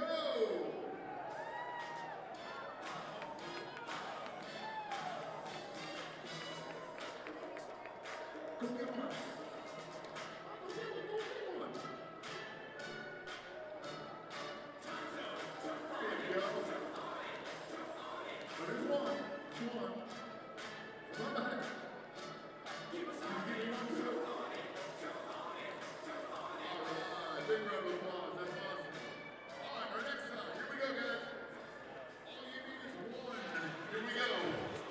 And we welcome you back to the Tyson Event Center's Fleet Farm Arena. Daniel Versteeg with you on 1470 AM, 98.7 FM, KWSL, also on the iHeartRadio app, 1470kwsl.com. We're video streaming as well on the Champions Indoor Football Network. Sioux City leads the Wichita Force 32-0 here at halftime.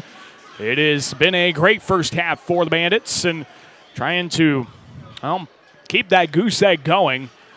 trying to finish off only their second shutout of the history of Bandit football. Their first shutout coming in 2011 when they defeated the Kansas City Monarchs, excuse me. No, let's see, Kansas City. Oh, gotta have that ready. Kansas City Matadors, excuse me.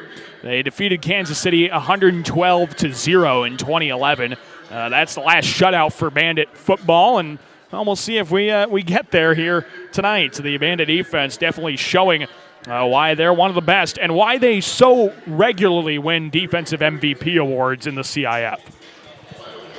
Time to take a look at the first half stats, though. Right now, 32-0, Sioux City with the advantage. First half stats, the Bandits 146 yards of total offense, 87 yards through the air, 59 on the ground, 13 first downs for the Bandits. Sioux City has one interception returned for 7 yards. They've been penalized 3 times for 24 yards.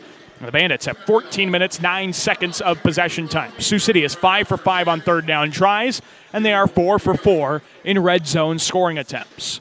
For the Wichita Force, they have 4 first downs, 42 yards of total offense, 40 through the air, 2 rushing yards. And comes on 12 rushing plays as well. 5 kickoff returns, 6 penalties for Wichita, 30 yards, 15 minutes and 51 seconds of time of possession. Force are 0 for 5 on third down tries, 1 for 4 on fourth down tries, and 0 for 2 on red zone scoring tries.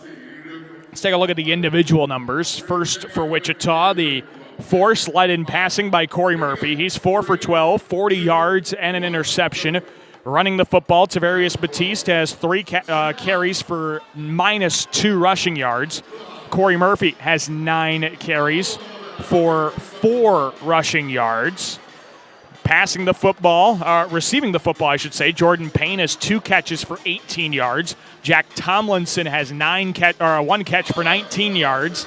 And Rodnell Cruel has a catch for 3 yards. Trey Thomas is 0 for 1 on field goal tries. I believe that one came from 56 yards out, so quite a doozy there. Defensively, take a look at some of the other numbers here. Actually, kickoff returns. Tavarius Batiste has a return for 20 yards. Jaron McGaw has 4 returns for 47 yards. He's averaging 12 yards per return. Defensively, the Force are led by Tim Hamilton. He has 5 total tackles right now. And Tavian Lott, Juwan Offray, Damari O'Donnell, and Tavian Lott each have 4 tackles as well. Tim Hamilton and Tavian Lott have the only tackles for loss, no sacks, and Tavian Lott had a pass breakup in that first half as well. Sioux City up 32-0 as we take a look at the Bandit individual numbers. Right now, this kid is killing it in the Pease Pizza House throwing challenge. He threw 2 footballs right through the center circle right in a row. But now that I've talked about it, of course, he's since missed 3 throws, so I will shut up and hopefully he gets one. Oh, almost. Anyway, let's take a look at the individual numbers here really quick. Back to business, of course. Daniel Smith is 7 of 9 passing for 87 yards and a touchdown pass. That going to Frederick Bruno, who has 3 catches, 43 yards, and a touchdown through the air. Zach Eli, 3 catches, 34 yards, and Kamal Cass has a catch for 10 yards. Running the football, so you see he's pretty even there. Drew Prohaska, 5 carries, 17 yards. Kamal Cass, 2 carries, 10 yards. Frederick Bruno, 4 carries, 19 yards, and 2 rushing touchdowns. Jeff Mack, 4 carries, 10 yards, and also has 2 rushing touchdowns. Daniel Smith has 2 carries for 3 yards. Right now, Braden Mintz is 2 for 4 on point after tries. He's not attempted a field goal. Xavier Spann has the lone interception. Defensively, Bandits led in tackles by Claude Davis. He has 4. Davon Bridges with 3. In tackles for loss, Ben Peaster is leading the way. He's got 1.5 tackles for loss. Davon Bridges, Fardon Allen, and Claude Davis each have a tackle for loss. Regan Northrup has half a tackle for loss. Ben Peaster and Davon Bridges each have a sack for Sioux City. Bridges' sack lost 10 yards for the force. Peaster's lost 7. Interceptions go to Xavier Span. He's got 1. Kamar Greenhouse has gotten in the way of 2 passes. Xavier Span has a pass breakup as well, and so does Kamal Cass. And some quarterback hurries as well for Regan Northrup, Ben Peaster, and Henry Livingston. Sioux City leads the Wichita Force 32-0 here at halftime. Let's get a break in. When we come back, we're going to take a look at the scores from around the CIF. All 6 teams are in action in Champions Indoor Football here this evening. Salina hosting Omaha. Wyoming hosting Dodge City. We'll get you updated on those scores from around the league when we return to the Tyson Event Center. Back in 3 minutes with scores from around Champions Indoor Football. You're listening to Bandit Indoor Football on 1470 AM, 98.7 FM, KWSL.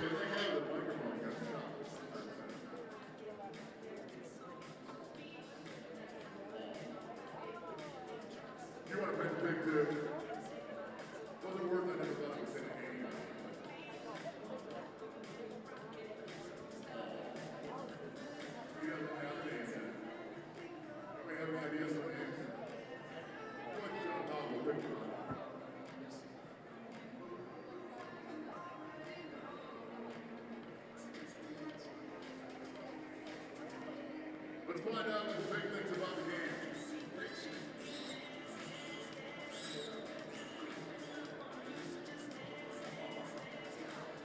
All right. And I got attacked by the pick. All right, here we go. It is time.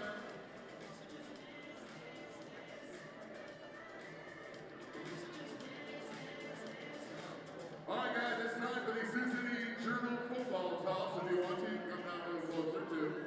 Not to the field, but you can come down a little closer. Fans that have converted this many footballs where they gave the arena for a chance to win prizes and sponsors that are signed all around the target tonight. Our sponsors tonight that we have: Firehouse Subs, Little Caesars, Perkins, Pizza Hut, Sticky Stuff Concessions, Texas Roadhouse, Townhouse Pizza, and the Sioux City Journal Bullseye. So, all fans, hold on, don't do it just yet. All fans that bought a big football at the booth tonight are going to have a chance to throw that football and land it as close to the bullseye on the Sioux City Journal target as they can, or one of the other wonderful signs from our other sponsors. So, the closest ball to the target is going to win a $50 gift certificate for Bandits here at the merchandise stand. Are you guys ready? On your mark, put your footballs in the air. Kick, set, go.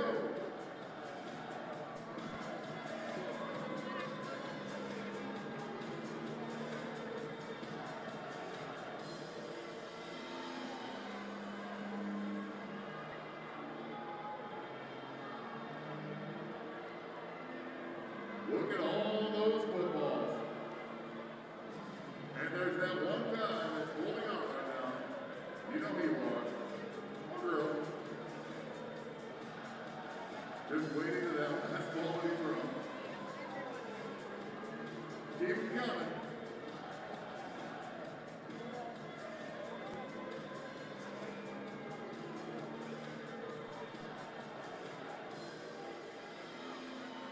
Keep it coming.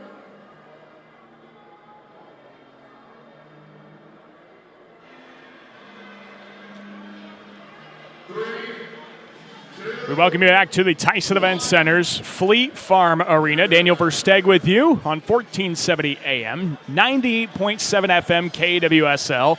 It is halftime. Sioux City, your Bandits, lead the Wichita Force 32-0 here at the halftime break. We took a look at the first half stats in the last segment. Now time to take a look at scores from around Champions Indoor Football here on this Saturday evening. All 6 teams in action in the CIF. We start in Gillette, Wyoming, where the Dodge City Law lead the Wyoming Mustangs 7-6. 13 minutes, 35 seconds left in the second quarter of that contest. That game got kicked off at 8 o'clock Central Time. Of course, Gillette in Mountain Time, so that changes up how things are going there. Salina, the Liberty lead the Omaha Beef 32-14. 9 minutes left to play in the fourth quarter of that contest. We've got some numbers from that one as well. Tyree Adams is 10 for 12 passing, 50 yards and a touchdown for the Salina Liberty. Tracy Brooks is having one heck of a game on the ground. 15 carries, 93 yards, and 3 rushing touchdowns. Nelson Brown through the air, 5 catches, 28 yards, and a touchdown, a reception for the Salina offense. On the defensive side of things, 1 interception for Isaiah Barfield. Rusty Becker has a sack in there as well, and leading the way in tackles is Dontre Matthews. He has 5 tackles for the Salina Liberty. Jimmy Allen 1 for 2 on field goals, 21 yards out. He's 3 for 4 on point after tries. That's a look at the Salina numbers for the Omaha Beef. Andrew Jackson, former Liberty quarterback, is 15 of 26 passing, 99 passing yards, a touchdown, and an interception for Andrew Jackson. On the ground, Jackson has 4 carries, -7 yards, and a touchdown run. Kenny Miles also 4 carries, 24 yards for the Beef.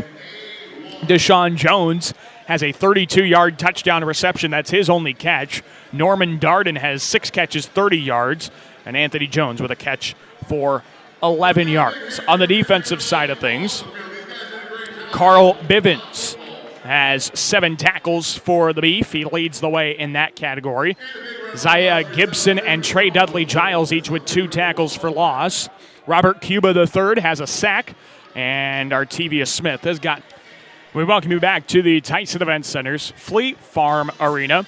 Daniel Versteg with you on 1470, 98.7 KWSL. So on the iHeart Radio app, 1470KWSL.com, and also video streaming on the Champions Indoor Football Network.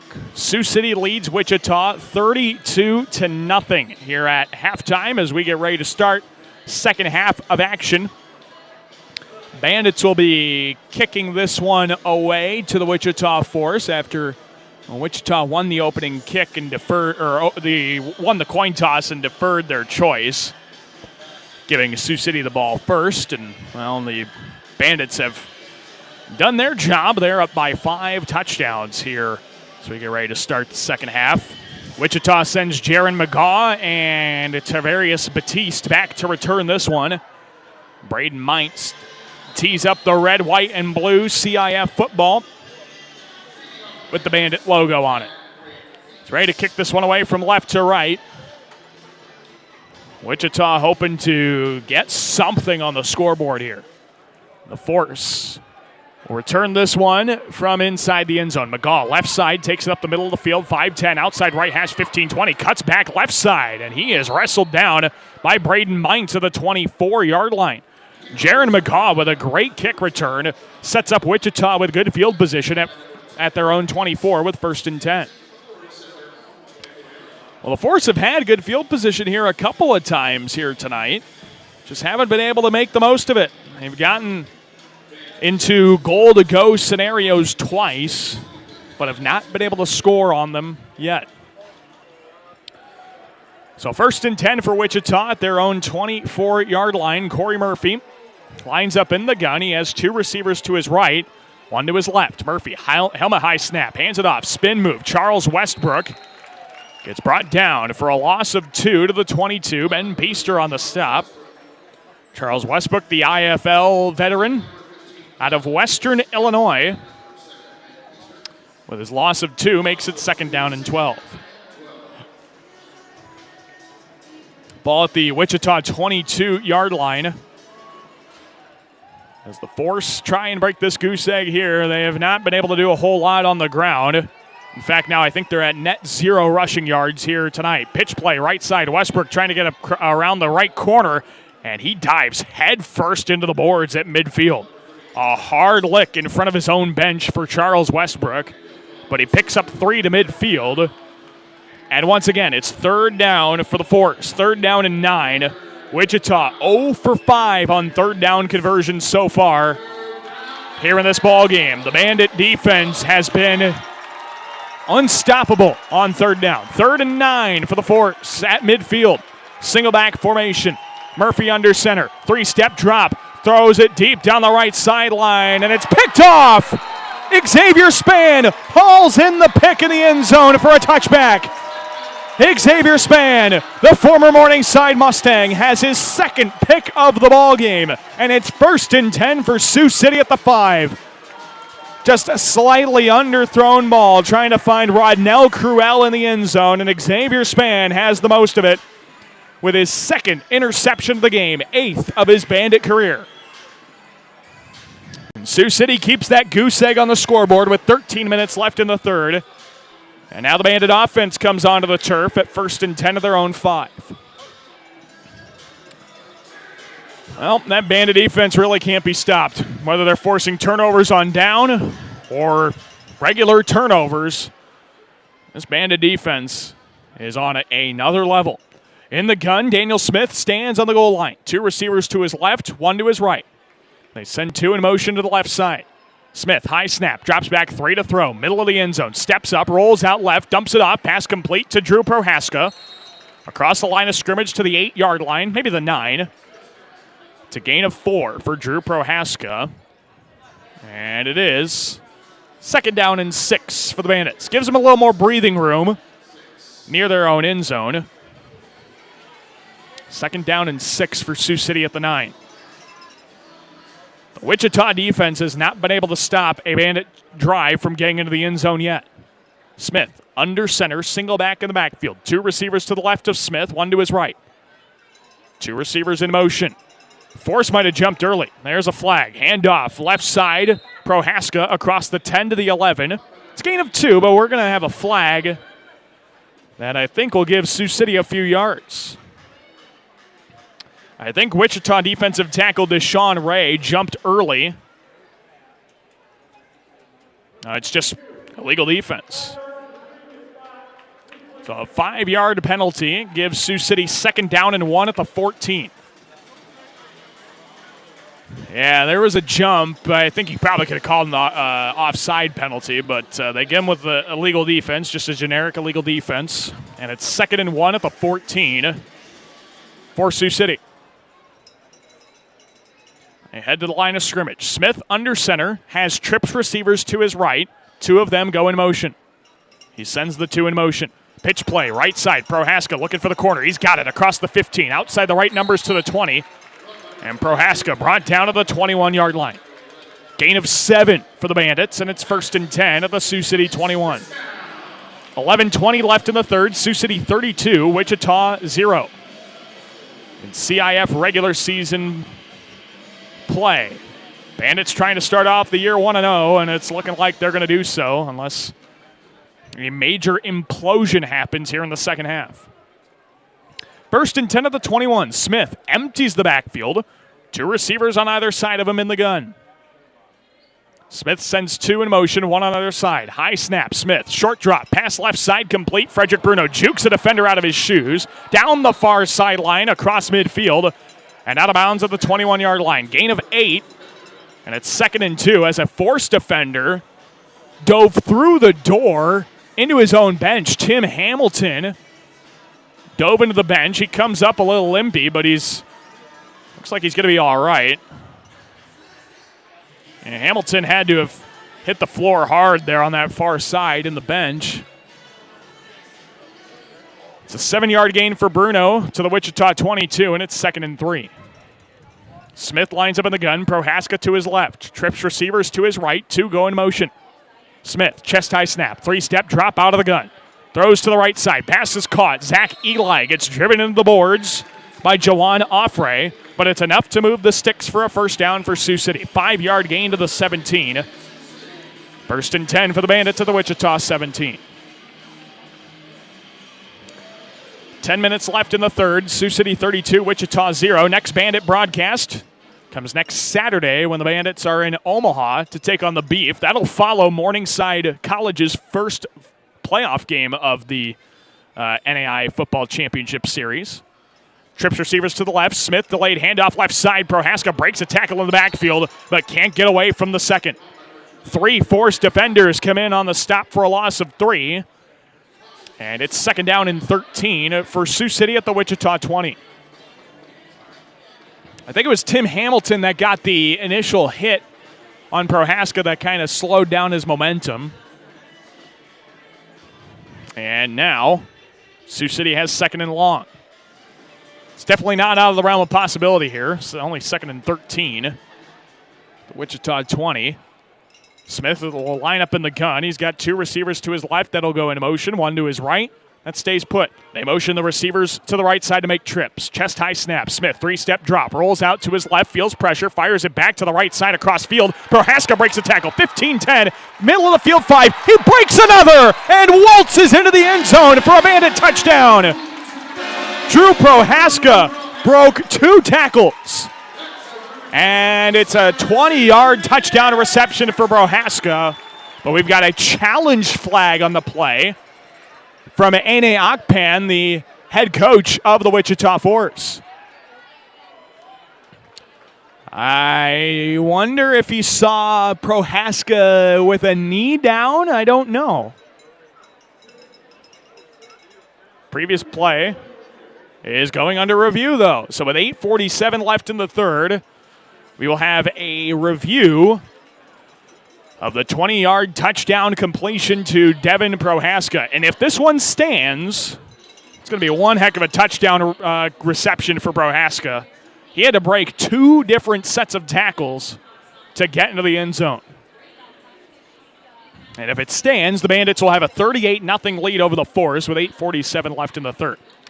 Let's take this time while our officials are in the tunnel taking a look at this one to thank our Bandit football sponsors for bringing you Bandit football this 2021 season, like R.E. Scott Company, ACNR Specialists, Absolute Screen Art, American Home Healthcare, CW Suitor Services, Central Bank, Complete Exteriors, Hard Rock Hotel and Casino, Sioux City, Heartland Chiropractic, Hy-Vee, Ichabod Japanese Steakhouse, and Nova's Carpets. Thanks to all of our Bandit sponsors, just a few there.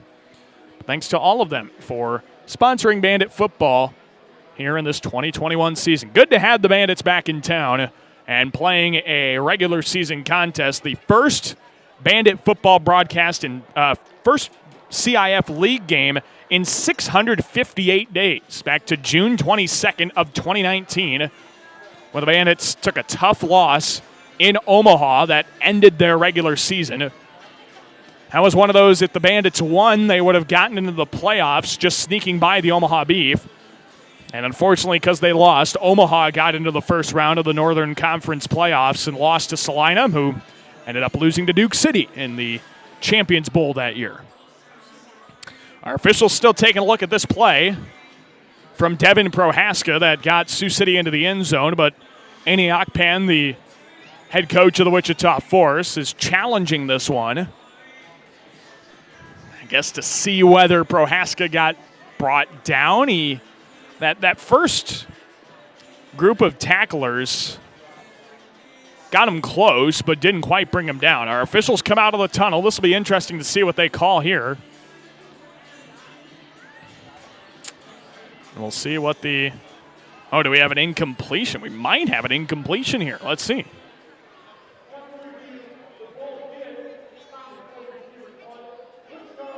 Oh, it's an incomplete pass. So that's what they were challenging.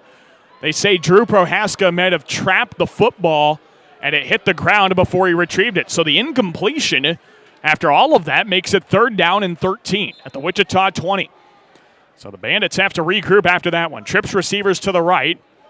One goes in motion to the left side. Smith in the gun. Chest high snap. Drops back to throw. Fires over the middle. Pass is caught inside the 10-yard line. And a leaping grab is made by Kamal Cass at the 9-yard line. It's an 11-yard completion for Cass, but it's not enough to move the sticks. It is 4th and 2 for Sioux City. They line up at the Wichita 9-yard line. With 8:15 left in the third, Sioux City 32, Wichita 0. 4th down and 2 for the Bandits. They were 72% on 4th down tries in 2019. Smith under center, single back. Motions a receiver right side. Bruno has 1st down yardage to the 5, pushes his blockers to the goal line, and gets into the end zone for a Bandit touchdown. Frederick Bruno has his 3rd rushing touchdown of the ball game. His 4th touchdown overall, and Sioux City leads Wichita 38-0 with 7:45 left in the third. Frederick Bruno is on a different level here tonight. 4 touchdowns for the 10th-year veteran out of Wayne State.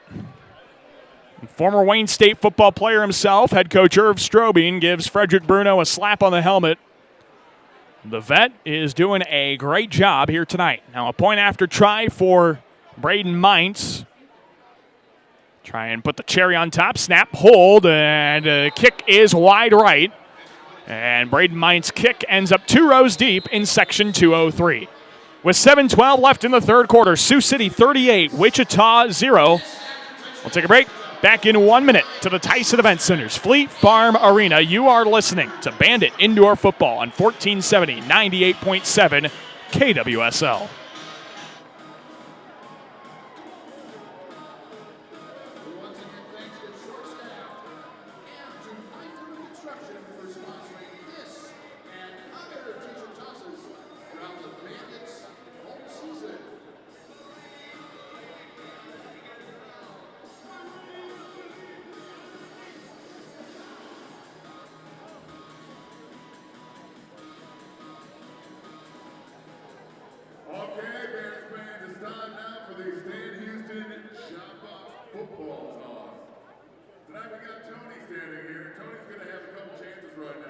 To throw a football from the 15-yard line into that San Houston job box right there. If he makes it into it, his name's going to be entered into a drawing to win a tool at the end of the Bandit season. So, Tony says he hasn't thrown a football in a minute, so we're going to need some help here a little bit. Oh, okay, a little bit to the left, a little bit to the left. Let's cheer him on. Welcome back to the Tyson Event Center's Fleet Farm Arena. Daniel Versteg with you. Bandit Indoor Football on 1470 AM, 98.7 FM, KWSL. Also on the iHeartRadio app and 1470KWSL.com. Also live video streaming on the Champions Indoor Football Network. With 7:12 left to play in the third quarter, your Sioux City Bandits lead the Wichita Force 38-0. Sioux City is looking to get on track for its first shutout since May 29th of 2011 when they shut out the Kansas City Matadors 112-0. It's not quite that extreme here tonight, but the Bandits with a shutout, that would be one heck of a statement here in the CIF. Braden Mintz to kick this one away. He approaches, sends a high end-over-end kick. That one's heading toward the goalpost, but it misses wide right, and McGaw fields it out of the back of the end zone to the 5, and he is driven backwards. Farden Allen and Drew Prohaska on the stop inside the 5. And Wichita will take over at their own 5. So the Force offense trying to get things going offensively. Yeah, they have not had any success. First half for the Force was actually pretty solid against Salina last Friday. They only trailed 26-19 to the Liberty, but they really shut down in the second half after that. Wichita has now struggled here against the Bandits. 6:25 left in the third. Wichita first and 10 of the 5, 2 to the right. Pitch play right side, fumbling it is Batiste, and he gets rung up on the play. Regan Northrup and Ben Peaster bring him down for a loss of 3 to the 2, and it's 2nd and 13. Was it Batiste on the carry? Looks like it.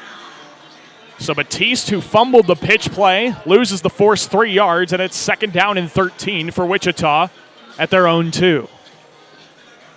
Under 6 minutes to play in the third quarter. Bandits 38, Wichita 0. Next Bandit home game, May 2nd. And it is against the Omaha Beefs. Make sure you come on out. Here's a hit in the backfield, and Corey Murphy gets sacked. Ben Peaster and Davon Bridges bring him down to the 1. Ben Peaster is furious with the Wichita offensive lineman. He is furious with some late hits. Corey Murphy did get back to the line of scrimmage. He just barely got out of the end zone. And it's 3rd and 13 for the Force at their own 2. Boy, Wichita is really struggled. I mean, it can't be stressed anymore how difficult it has been for the Force to score. So 3rd down and 13 at their own 2. Murphy with an empty backfield. 2 receivers to his left, 2 to his right. We've got a flag on the play. Murphy rolls out to his right, and this play gets blown dead. And is it a timeout or a flag? We had a timeout from the Force. 4:47 left in the 3rd, 38-0 Sioux City. We'll take a timeout. And is it going to be a media timeout? Well, let's see. Nope, it'll be a 30-second. We'll take a. Nope, they're coming back. Sorry about that. We'll just keep it here. Our officials did not know what timeout this was going to be. So it's just a quick 30-second. We'll keep it here. 4:47 left in the 3rd. Sioux City 38, Wichita 0. Force come out of their first timeout of the second half, needing 13 yards, standing at their own 2-yard line. Murphy lines up in the gun all by himself. 2 receivers to his left-hand side will go into motion. 2 receivers to his right, stay put.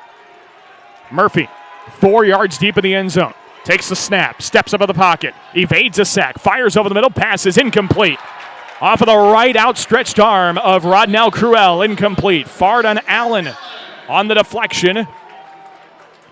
And it's 4th down and 13 for the Force, and they are forced to bring out the kicking unit.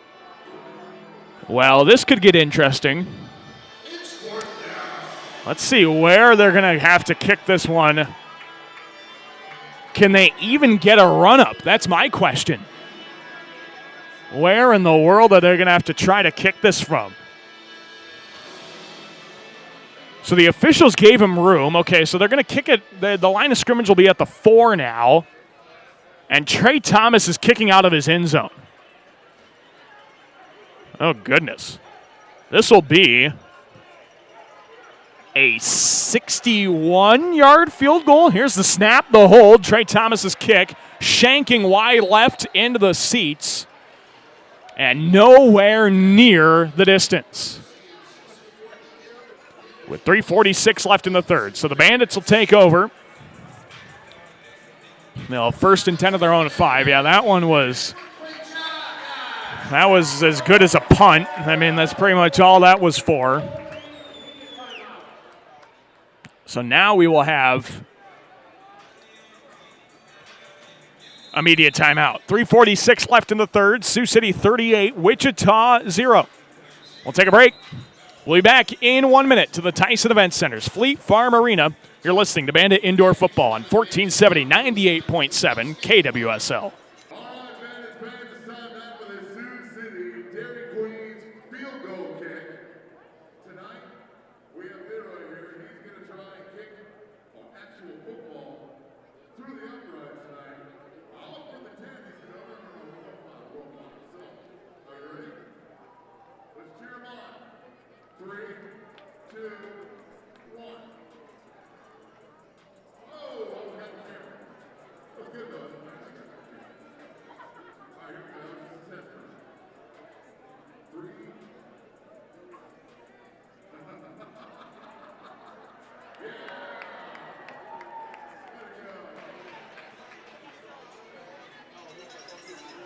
We welcome you back to the Tyson Event Center's Fleet Farm Arena. Daniel Versteg with you. Sioux City Bandits lead the Wichita Force 38-0. 3:46 left to play in the 3rd quarter. Bandits will have the football at midfield with 1st and 10. After Wichita tried to kick a field goal out of their own end zone that basically acted like a punt. So 1st and 10 for the Bandits at midfield. Smith lines up in the gun. 2 receivers to his left, 1 to his right.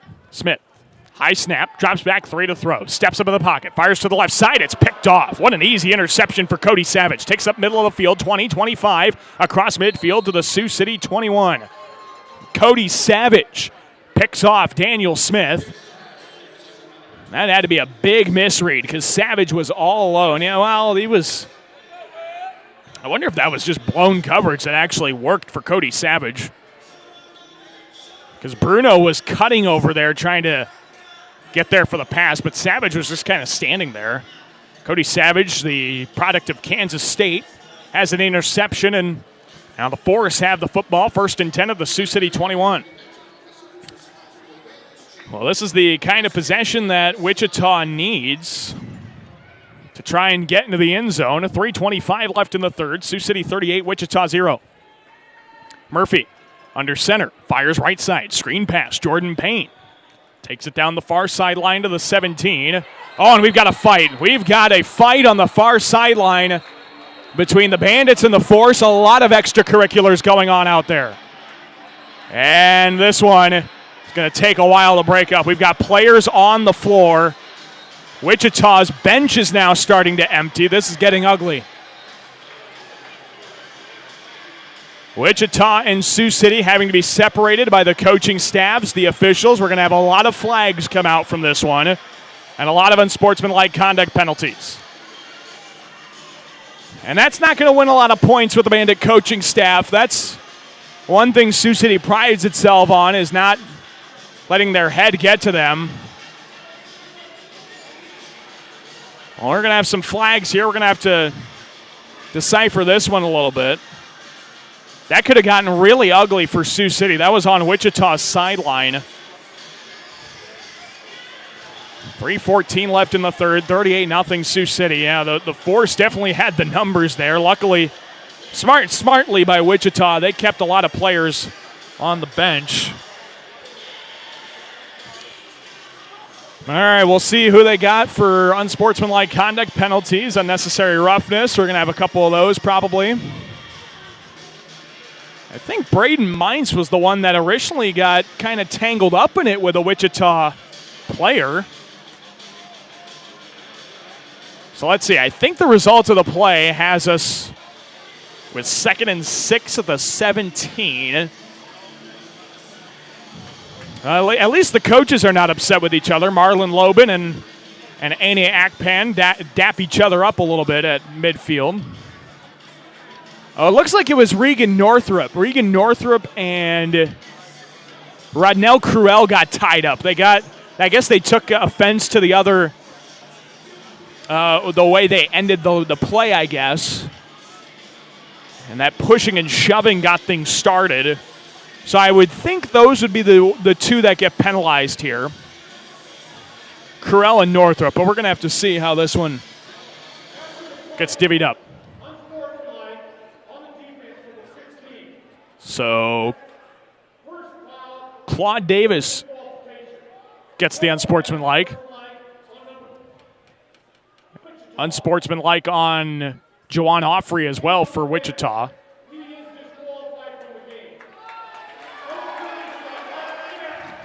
Those penalties offset, and actually the Wichita defender is disqualified. Juwan Offrey is disqualified. He's got to leave the bench. And there he goes.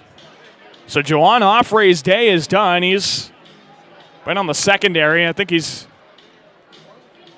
going to get some messaging out to the Bandit players. And maybe those hand signals he sent to Sioux City get some extra punishment from the league, potentially. Who knows? But Juwan Offrey is hitting the showers early. Now after that's all cleared up, Wichita has 2nd down and 5 of the Sioux City 16. Murphy under center, no man in the backfield, drops back to throw, fires left side, and the pass is no ruling. We don't have a ruling down there. We have the Force say a touchdown. Let's see. Tomlinson is the one that pass was thrown to. And, well, Regan Northrup comes up with a football. It is a touchdown. Jack Tomlinson hauls in a reception for a touchdown.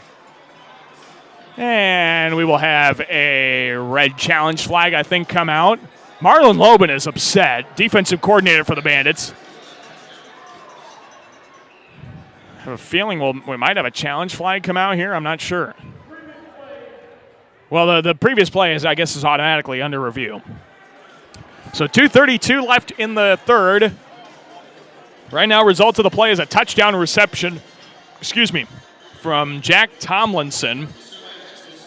So it makes it 38-6 Sioux City. We'll take a quick 30-second break while our officials are looking at this one. We'll be back in 30 with the result of this review. You're listening to Bandit Football on 1470, 98.7 KWSL.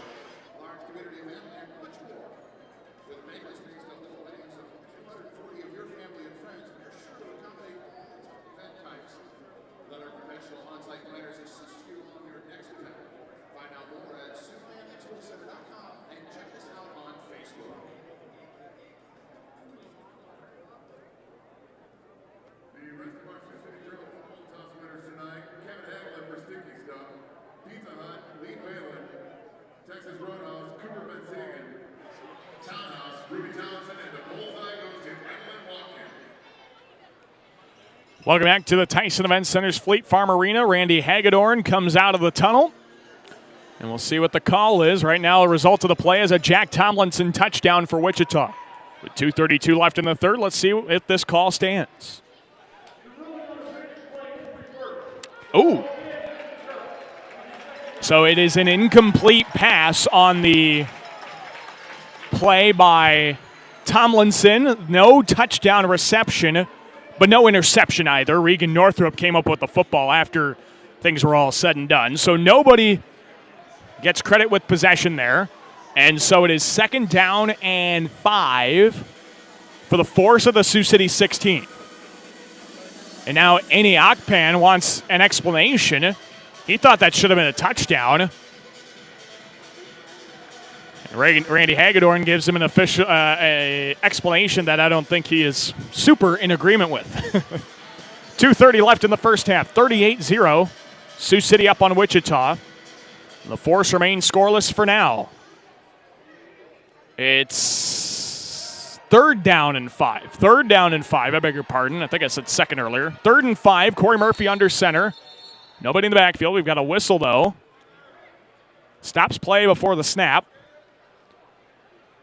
And timeout called by Sioux City.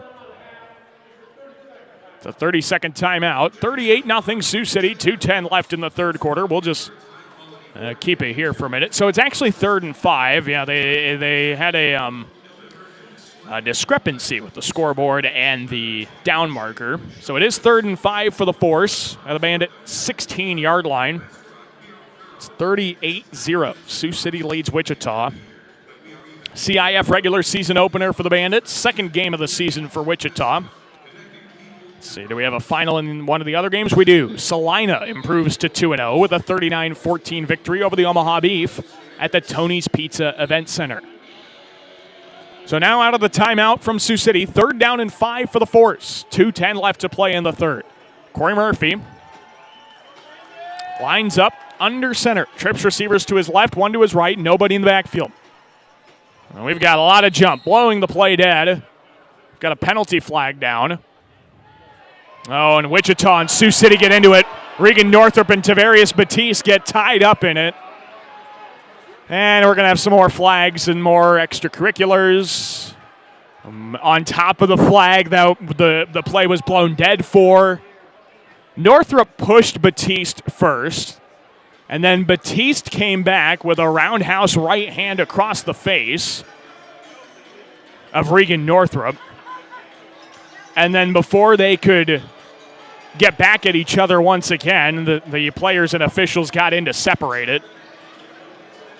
I think this is going to be a case of Batiste getting in trouble here, even though he was the second infraction on that little fight, little scuffle, I guess you want to call it. It's just like what your mother told you when you were a kid. The first person doesn't get caught, but the one who retaliates does, and so you shouldn't retaliate. So we've got offsides on Sioux City. Randall Blash gets called for that. Then we got unsportsmanlike on Regan Northrup as well. So Tavarius Batiste does not get an unsportsmanlike. Okay, I don't know if I agree with that. I would get at least Oh, and we got another flag. It's going to be on. It's going to be a bench warning on Irv Strohbing.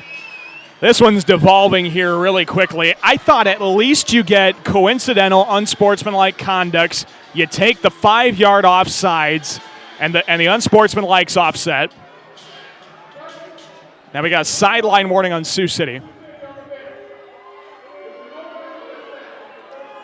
So that's just their first warning. They got Irv, I think, because he was on the field, and only defensive coordinator Marlon Lobin can be on the field.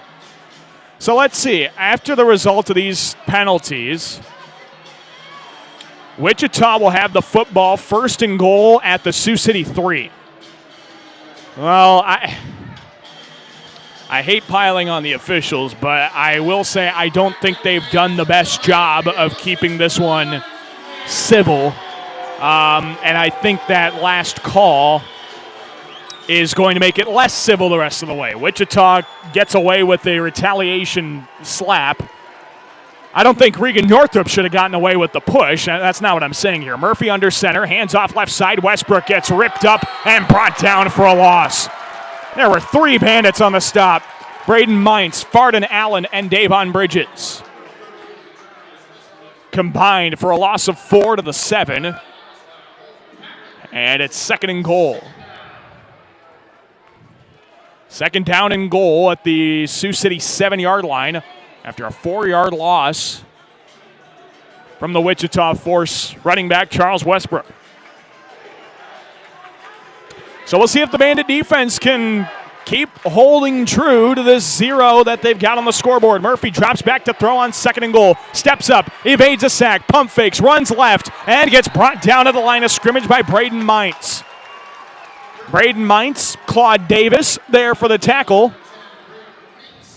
No gain. And it's third and goal. Now they gave him a yard, so third and goal at the 6.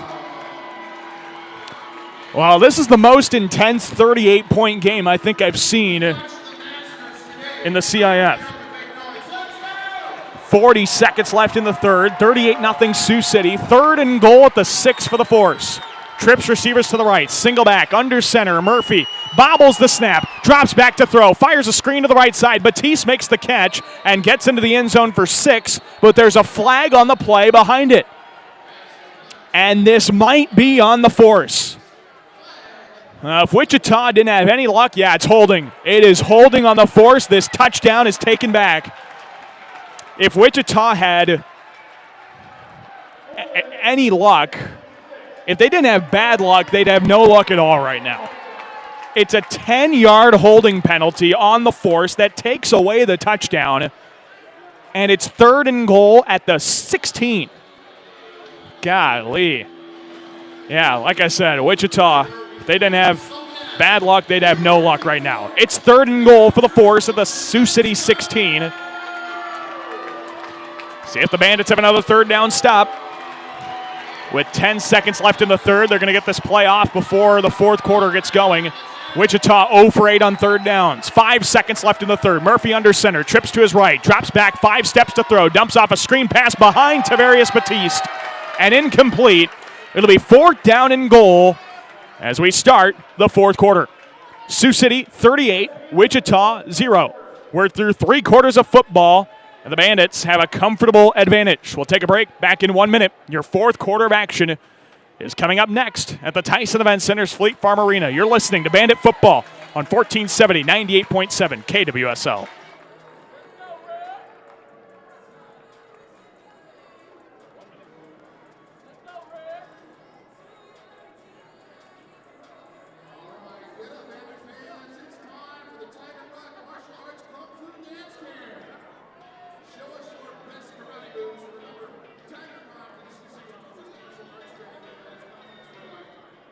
Receive the gift cards and Tiger Rockets good for a free 2-week starter course and on the mat uniform.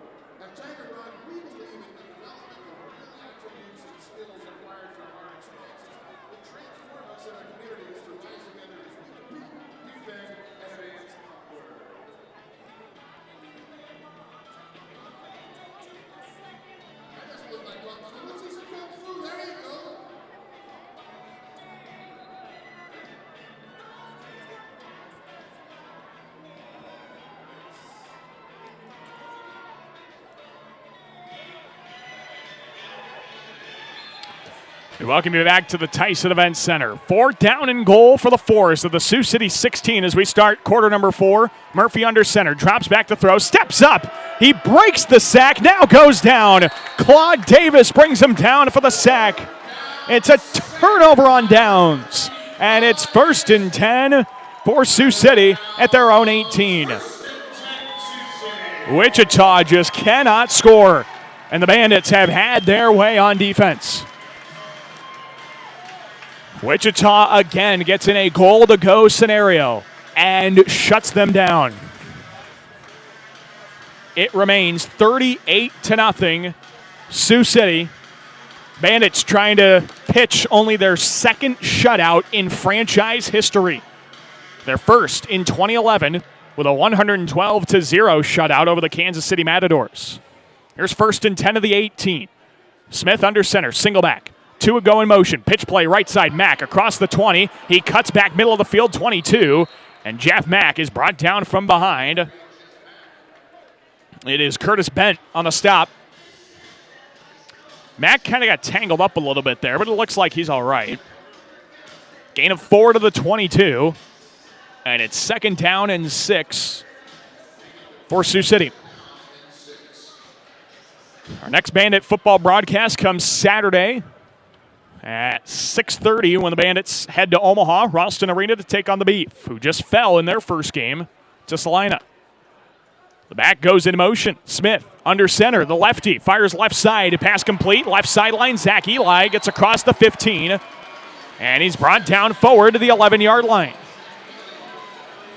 It is a gain of 14 yards and a 1st down for the Bandits. No, excuse me, that's a gain of 17 yards for Zach Eli, the Dakota State product.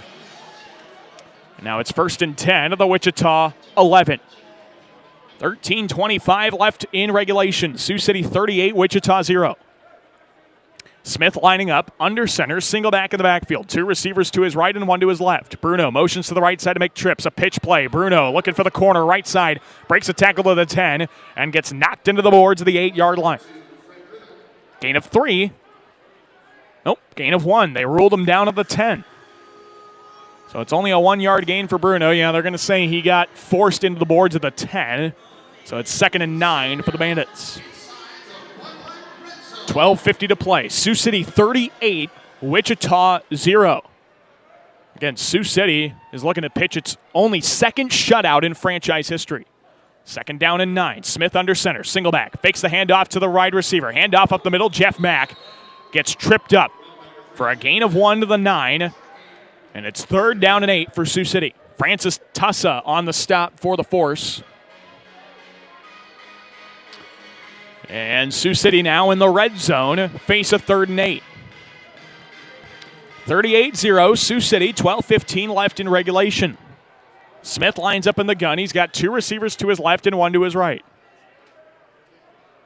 Smith motions Bruno to the left side to make trips. Smith, chest high snap, 3-step drop, steps up in the pocket, faces pressure, fires right side of the pass, is in and out of the hands of Sherman Arthur, and incomplete. Zach Eli, the intended target, and it's 4th down and 8 for Sioux City at the Wichita 9. They can get a first without scoring. They just have to be inside the 1. All right, let's see what happens here. 4th down try here upcoming with 11:35 to play in regulation. Sioux City is 1 for 1 on 4th down tries here tonight. Haven't had a whole lot of them. They're 5 of 7 on 3rd downs. 4th down and 8 for the Bandits at the Wichita 9-yard line. Daniel Smith lines up in the gun. 2 receivers to his left, 1 to his right. 1 on either side, goes in motion. Smith with 1 on the play clock. Drops back, fires right side, overthrows Frederick Bruno, and incomplete. It's a turnover on downs, and Wichita takes over 1st and 10 of the 9. So Wichita takes over at the 9, 1st and 10 for the Force. 11:12 to play in regulation. Sioux City turns the ball over on downs for the first time here tonight. Looks like we've got a media timeout as well. We'll be back in 1 minute. Bandits lead Wichita 38-0. Back in 1 minute to the Tyson. You're listening to Bandit Football on 1470, 98.7 KWSL.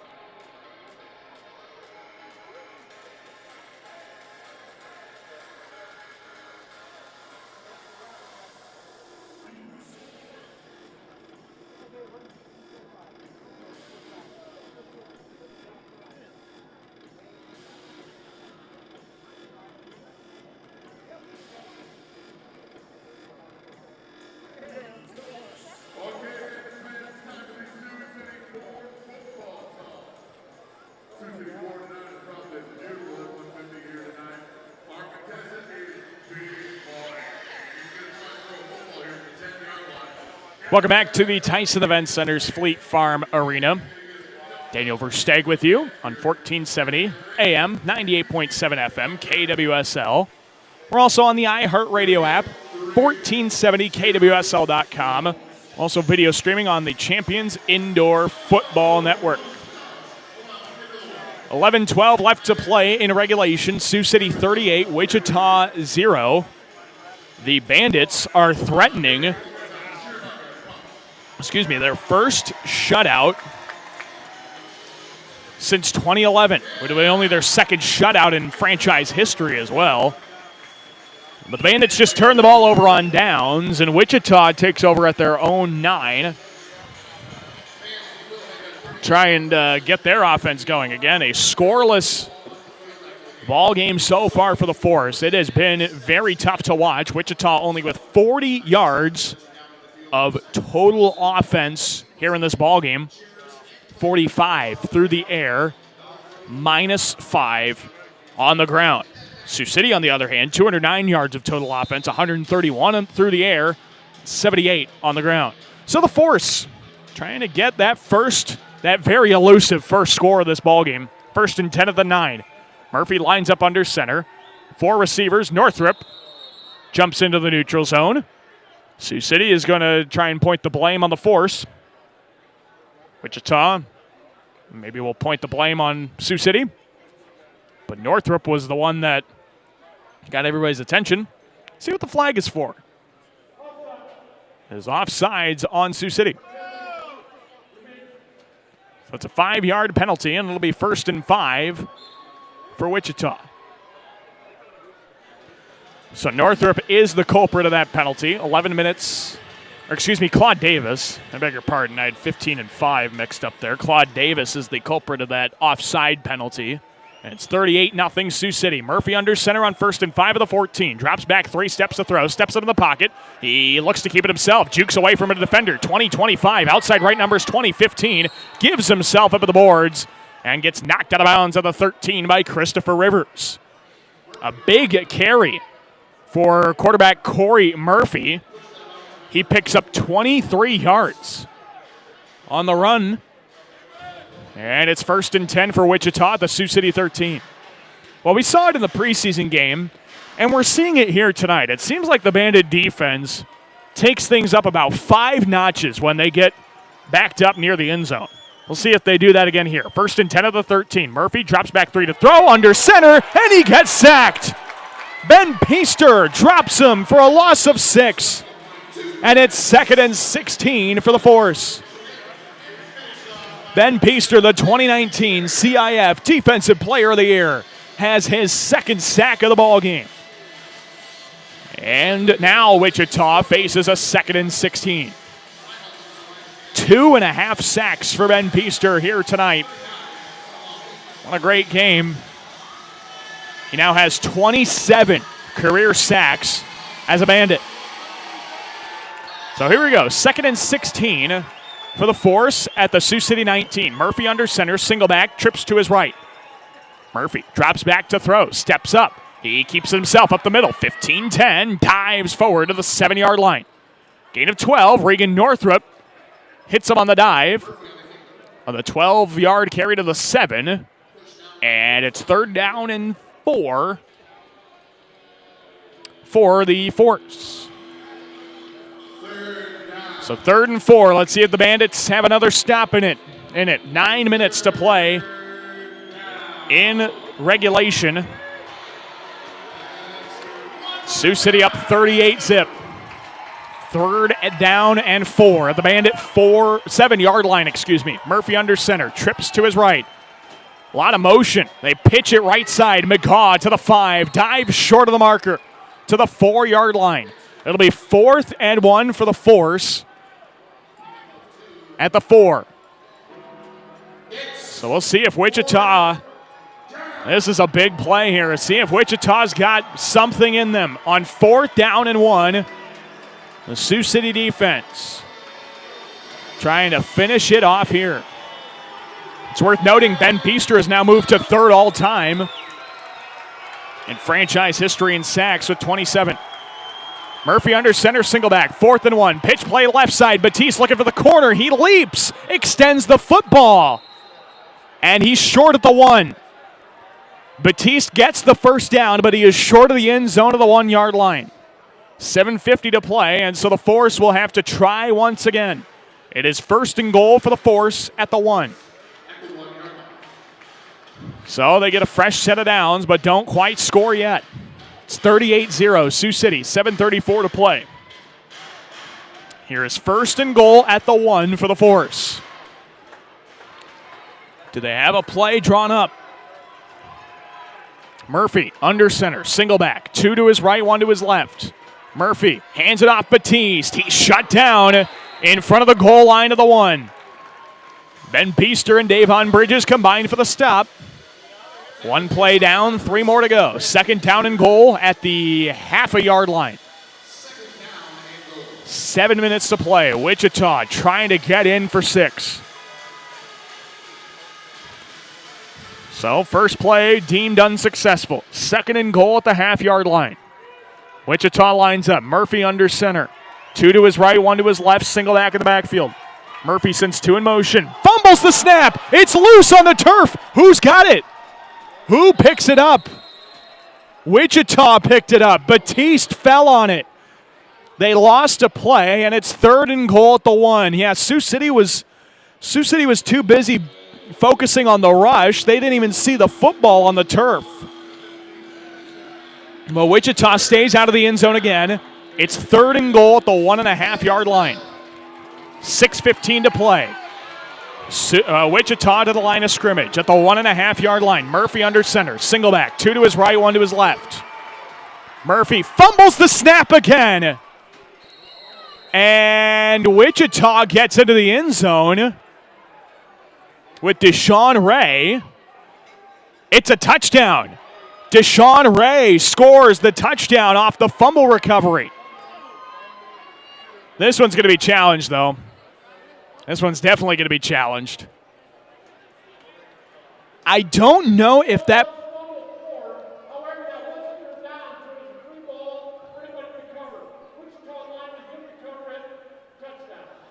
Ruling on the play as a touchdown for Deshaun Ray on a 3rd down. So it may just be me, but to the naked eye, it did not look like Corey Murphy got a hold of the football at all.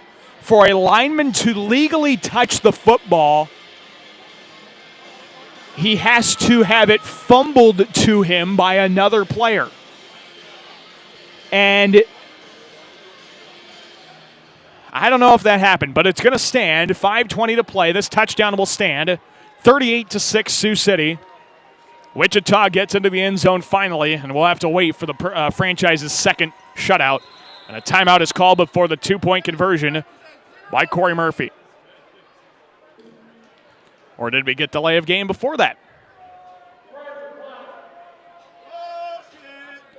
We've got a flag on the play, or a timeout called. 38-6 Sioux City, 5:08 to play. Timeout is called by the Force. That's their 2nd. I thought that was their 2nd. I think it is. Yeah, that's their 2nd timeout of the 2nd half. So they should have only 1 remaining. Scoreboard has not been updated yet. So Wichita is on the scoreboard. Finally, 38-6, 5:08 to play in regulation. And now the Force are trying to add a 2-point conversion to try and get back into it. So let's see what happens here. Force line up with Murphy. Under center, single back, 2 to his right, 1 to his left. And here's the snap, play action. Murphy rolls out left, dancing away from defenders, up the middle, and he dives into the end zone for the 2-point conversion. But there's a flag on the play. And this will probably come back. I think it's on the Wichita offense once again. Let's see what our call is from referee Randy Hagedorn. Block in the back is called on the Force. So they're going to retry the conversion. And this should be a loss of 15 or 10. Loss of 10. So it'll be a 2-point conversion from the 12-yard line. Oh, goodness. Well, this should be fun. See if the Force can actually do this. Clock is running with 5 minutes to play. 38-6 Sioux City. So a 2-point conversion from the 12-yard line. Murphy lines up under center. 2 receivers to his right, 1 to his left. Single back in the backfield. Murphy drops back, steps up, and he gets dropped for a gain of 2, but the 2-point conversion no good. Ben Peaster stops that play in its tracks. And with 4:48 left to play in regulation, Sioux City 38, Wichita 6. We'll take a break. We'll come back. We've got the kickoff coming up when we return to the Tyson Event Center in 30 seconds. You're listening to Bandit Indoor Football on 1470, 98.7 KWSL.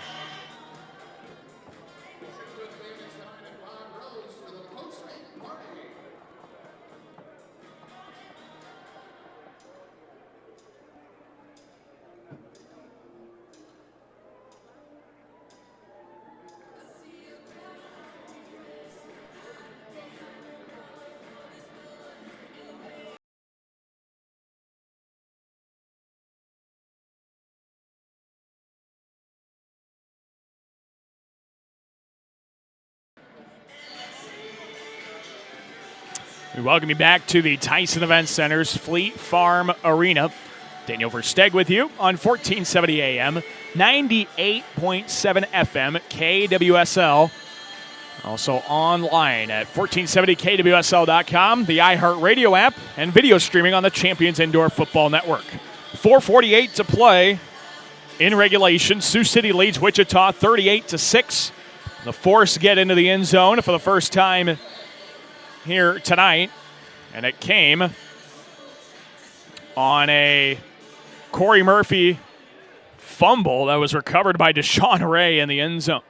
Here's a high end-over-end kick. Bruno fields it at the 1-yard line. Far sideline, taking up the middle of the field, 10 to the 15. He tries to get to the 15 and doesn't. Bruno is running the boards left sideline at the 13. And it's 1st and 10 for Sioux City there. So 4:30 to play. Sioux City 38, Wichita 6. This 6 points that the Bandits have allowed is the fewest that they've allowed in a ball game since May 11, 2013, when they also allowed 6 to the Mid-Missouri Outlaws. They also held a team to 8 points, the Kansas Coyotes. They held them to 8 points that year as well, but the 6 points matching the score allowed to Mid-Missouri. 1st and 10 of the 13. Smith drops back 5 steps under center, and he gets sacked for a big loss. Tim Hamilton there on the sack, along with Jeremiah Farms. It's a loss of 9 to the 4, and it's 2nd down and 19 for Sioux City at the 4. 3.5 to play in regulation. No. Again, this is, pretty much all over but the shouting, but Sioux City can get some good game reps. With a rookie, this is what you need to do. Get him some good opportunities here. Try and get him out of his own end zone. See what they can do. 2nd down and 19 at the 4-yard line. Sioux City. Smith under center. Delayed handoff up the gut. Drew Prohaska across the 5. He inches the ball forward to the 7. It's a gain of 3. And, gain of 4, excuse me. So it's 3rd down and 15 at the Sioux City 8. Sioux City got to get across the 23-yard line. And a timeout is called by the Wichita Force. 2:34 to play. Sioux City 38, Wichita 6. Wichita has called its 3rd and final timeout. We'll take a quick timeout with the Force. Back in 30 to the Tyson Event Center. You're listening to Bandit Football on 1470, 98.7 KWSL.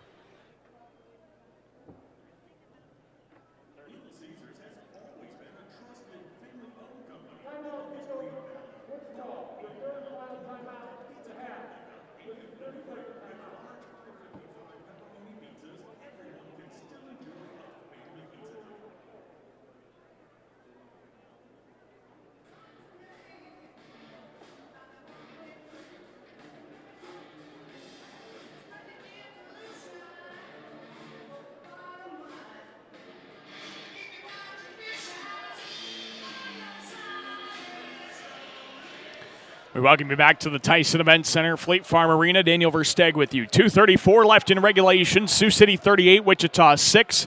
It's 3rd down and 15 for the Bandits at their own 8-yard line.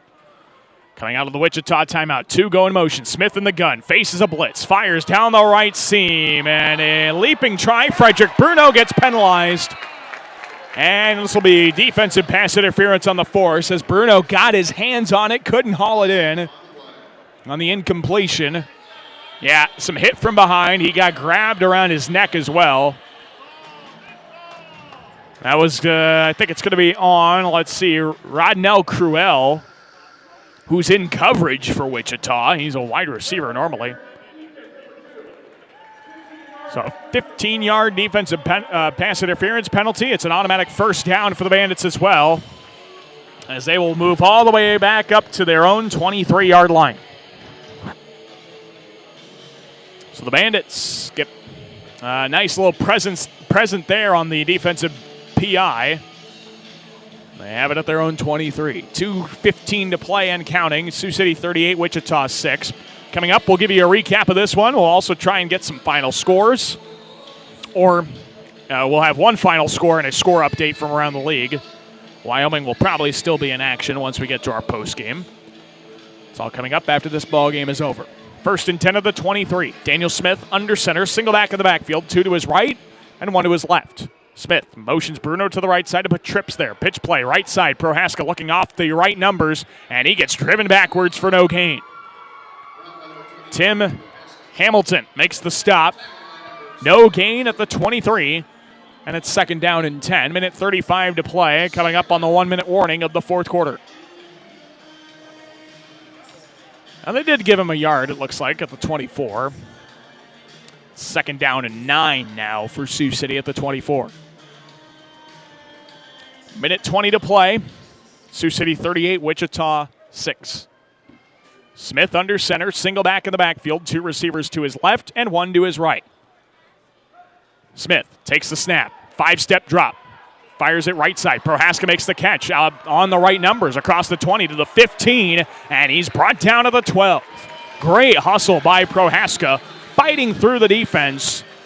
It's brought down for a gain of 15, and it's 1st and 10 for Sioux City at the Wichita 12. But it is the 1-minute warning here on the turf. We'll take a break. Back in 1 minute. Here at the 1-minute warning. 38-6 Sioux City, back in 1 minute to the Tyson. You're listening to Bandit Indoor Football on 1470, 98.7 KWSL.